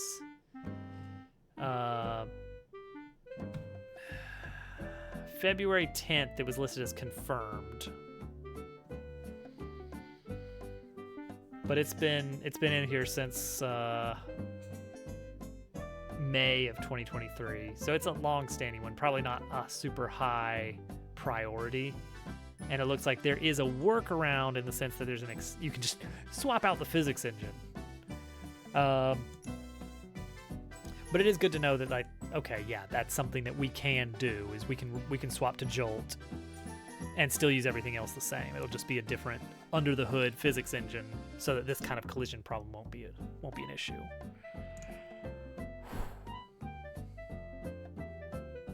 Well, there you go.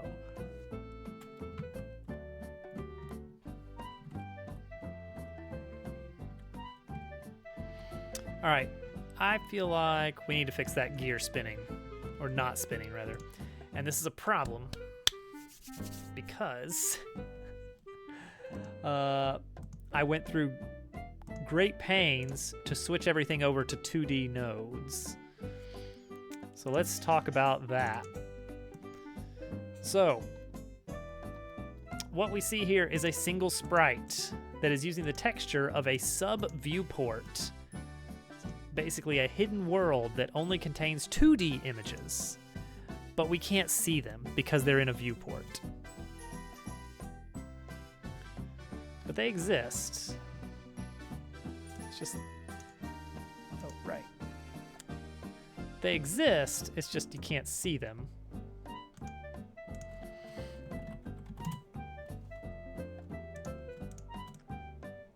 Boom, there they are. Now it's a 2D world with individual objects.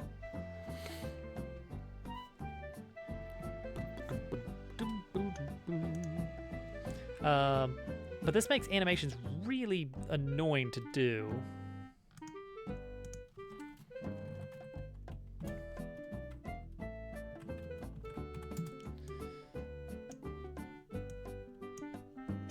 Because I have to move the because it breaks all the animations when I move it to 2D for some reason, and I'm not sure why. Something about the positioning gets really screwed up, as you can see. And so it makes it hard to tweak animations or add new animations. So... one possibility is, welcome in, Elemental. Basically do the same thing I was already doing, but like have a script to switch it back and forth.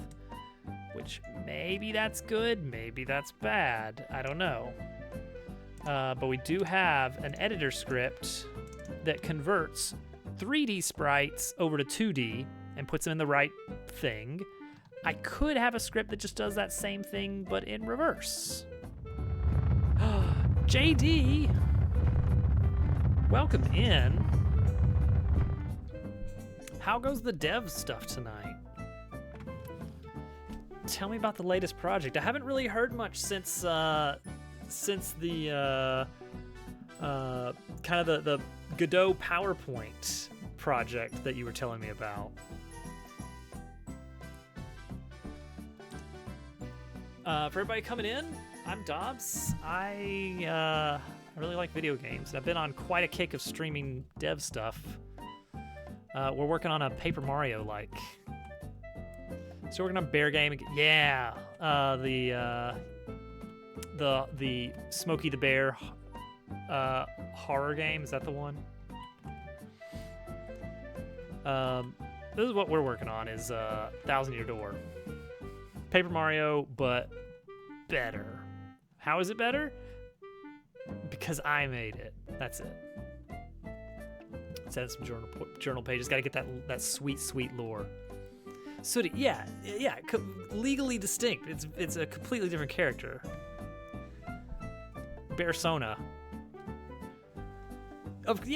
No. I've never heard of Smokey at all. Actually, I don't think that's a.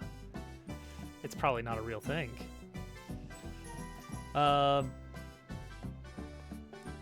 If anybody's familiar with Paper Mario, it's an RPG. It's turn-based.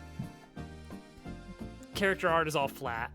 We're doing some interesting things with how the art is being rendered, and I'm running into problems that I'm gonna need to fix. But it works well. Basically, rather than do what the original Paper Mario did, which is every frame of animation is art, instead, everything's broken down into these into individual little pieces, which I cannot easily view because I've got them all stuck in a viewport. There we go. These are all individual pieces that we can animate individually, which makes for some much smoother and more in-depth animations than we could get if we were having to hand do frame like traditional 2D stuff.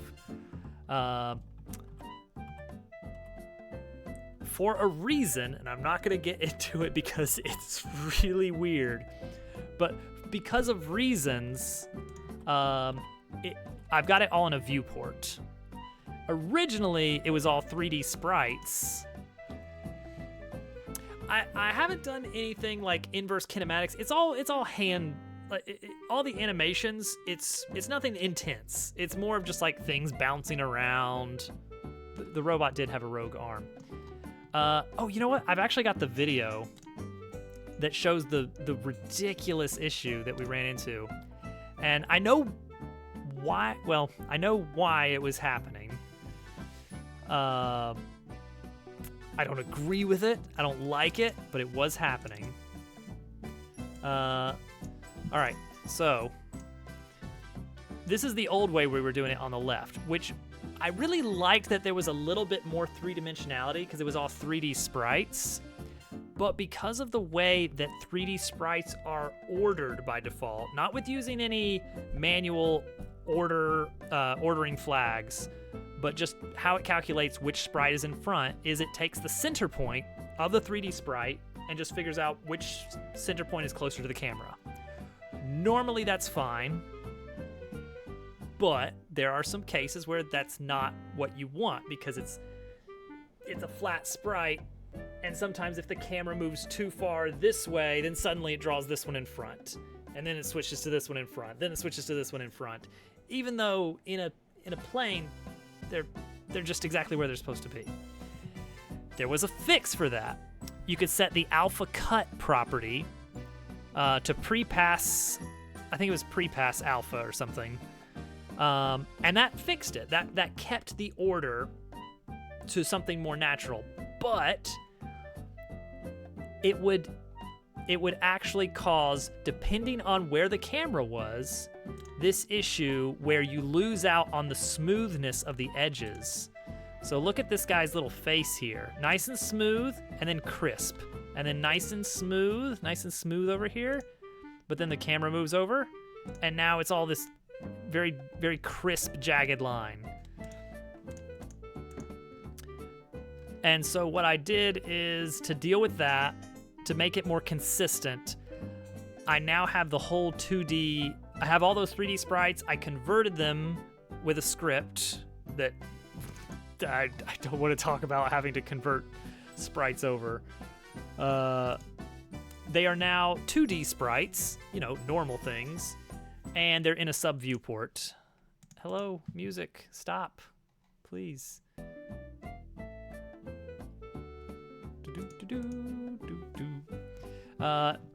And so now they're in a sub viewport, which means that that all the alpha smoothing and everything, it's baked in. We never lose it regardless of camera angle. It's great. But now we're presented with a new problem, which is all those animations I did, which also I made a script to convert those from 3D animation to 2D animation. It's really hard to edit that because you can't just like click on the sprites and move them around easily in here because they're not visible. And I don't know is there a way to,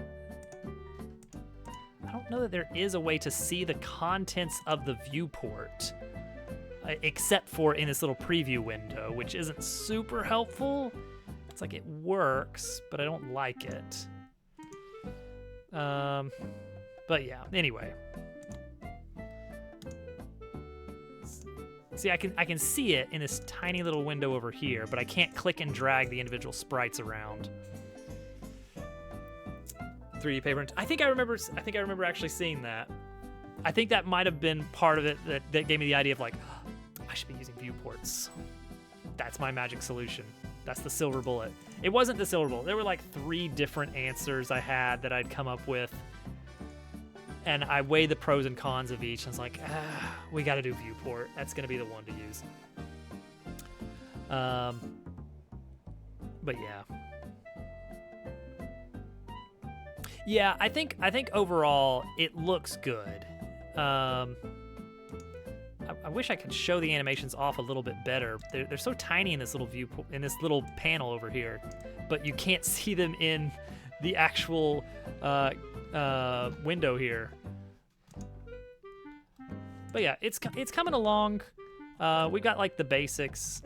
One of the big things of these paper RPGs like Paper Mario, Bug Fables, and a few others is this badge system where, oh, that's a spoiler, where as you level up, you are allowed to equip more things that you find on your journey. And I'm kind of twisting that a little bit to try out throwing an inventory Tetris kind of mini game on it.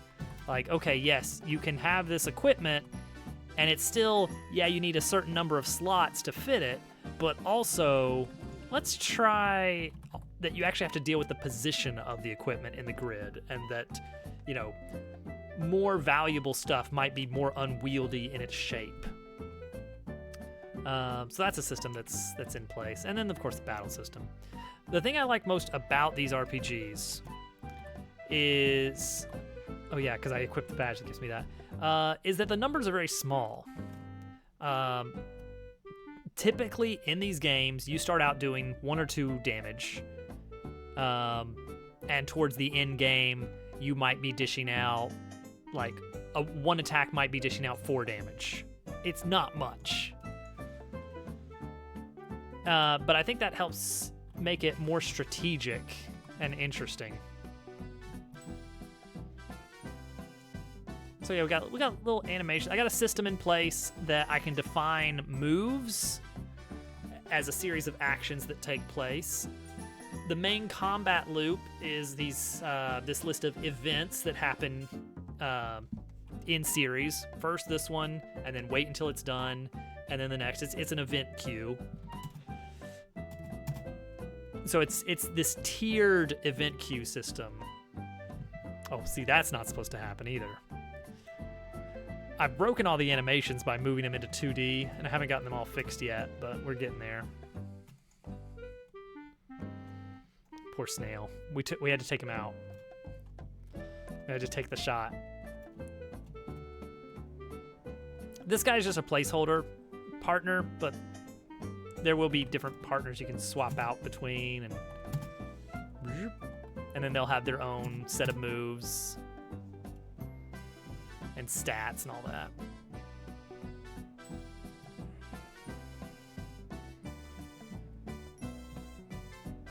Amazing. I need to change it so that Zero doesn't do a big flashy star. It should just kind of bonk.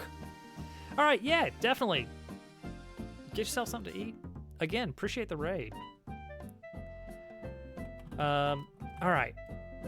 So we just found a bug in Godot before you guys came in, which was great and cool, and I loved it.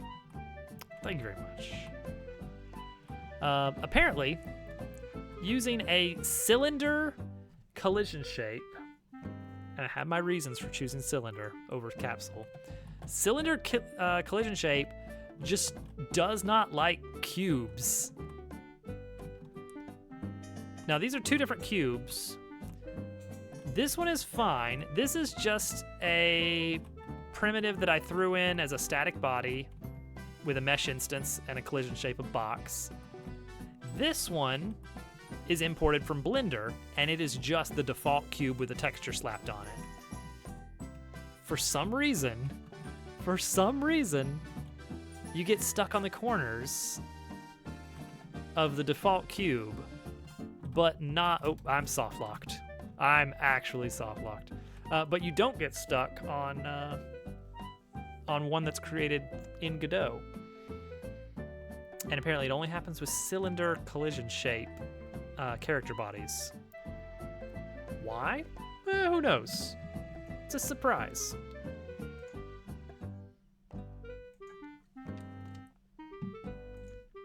So I was looking at some of the solutions for that.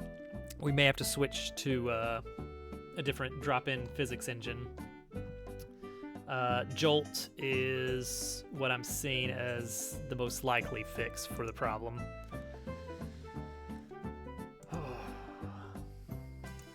It's gonna be fun to figure that out. We'll get there.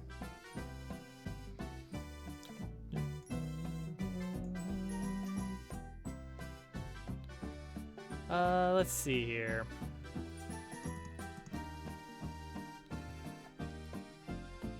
I wish, I mean, it's probably possible,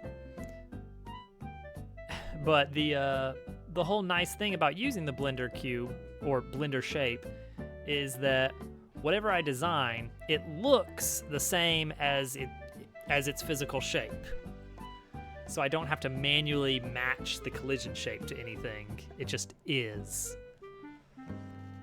So not ideal. Right, the gear is not spinning. The gear is not spinning on our little guy here.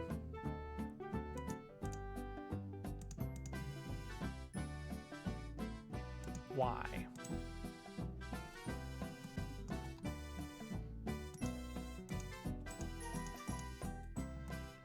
Why is he down there? Why is he down there now? What happened? Why is he down there? He's just down there now. Cool. Yes, it is reported.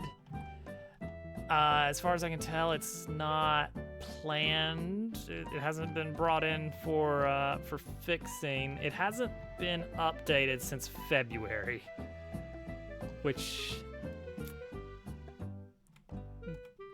doesn't fill me with confidence that they're, actively worried about it, because there is technically a workaround, and also cylinder character body 3Ds I can't imagine are particularly nothing to undo, are particularly common. What do you mean nothing to undo? Transform has been changed on sprites, apparently, to 0.53. That's the X value. That's the only change I've got here.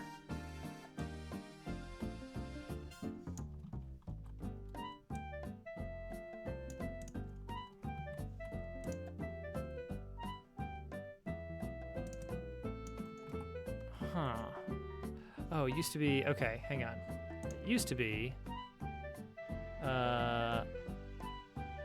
0, comma, this. Okay, there we go. We're back. Now then, shared animations. Dead. Okay, see, that's already immediately wrong.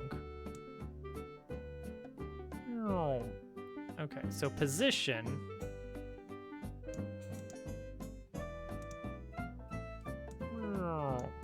See, that's too low, first of all. First of all. All right, bring it back up. Bring it to 0. Hello? Can I not edit? Oh, I can't edit the shared animations because they're shared and it's different. I should edit the base animation in our base actor class. Shared animations. Dead. Hello? I can't see it because there's nothing here.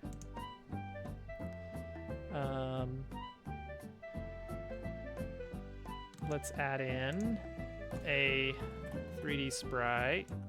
I mean a sprite 3D.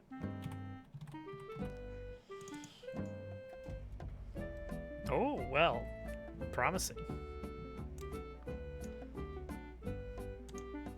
Let's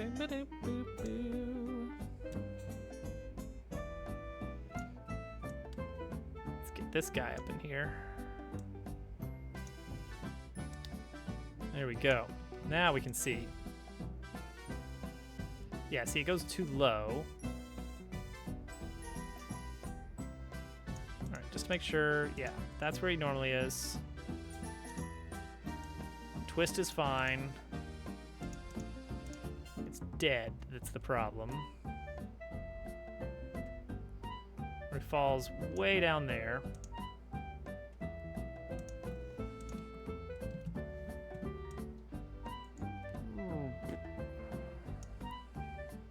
In fact, let's move him up a little bit.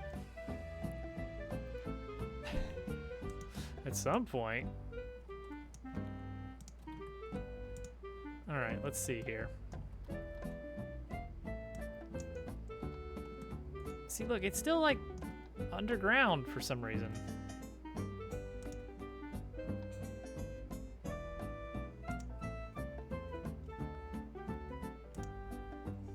Why?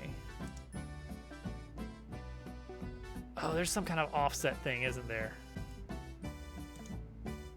Is there?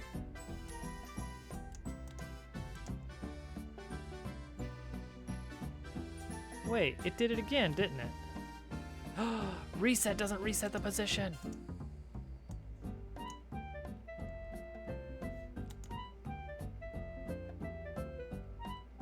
Zero.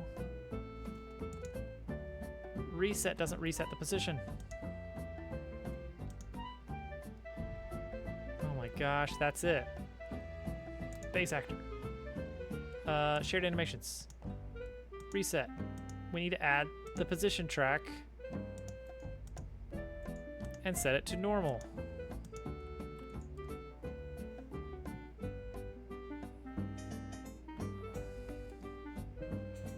Reset didn't reset the position.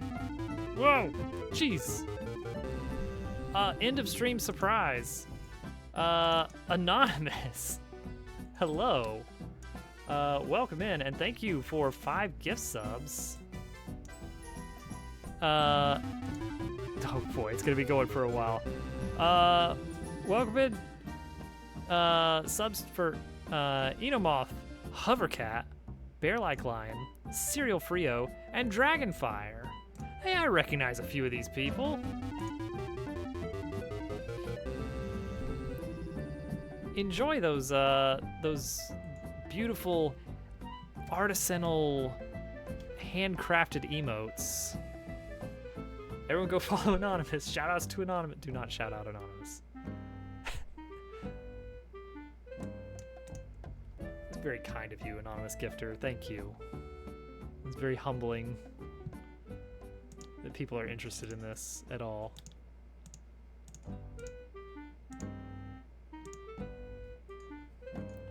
Okay. I think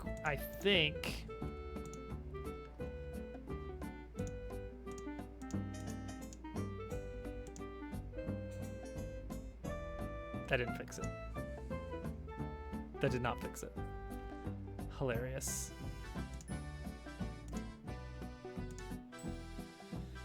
I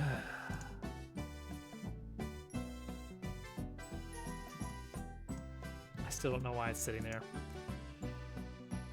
Well, what an exciting little sub bomb to go out on for the night.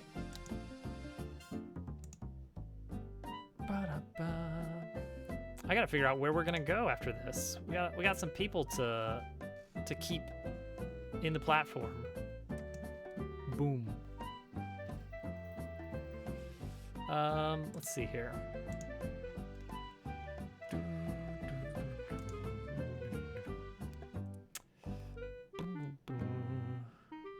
Brent.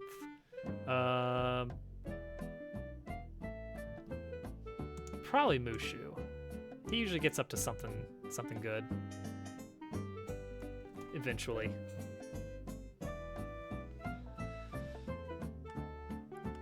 Oh, I could knock on his stream. That's a fun and great feature, isn't it, everybody? It is 1:30, and I do have to get up early. So I am gonna go ahead and start the raid. I gotta fix this. I don't know what's happened to the animations. I've broken them at some point, and I don't know how. And I gotta figure out a workflow for animating that works better than move things into one place and out of another. It's a mess. Reset doesn't reset the position. You get it. Get rid of all this. We don't need it. Get rid of this. Get rid of the Twitch bot code. Get rid of the icons. Yeah, we can save it. Get rid of this default cube. I didn't even close the music. It just stopped on its own. Everyone, have a good night. Thank you so much for the support tonight. Got subs and raid, and it was fun. And we actually got a lot done.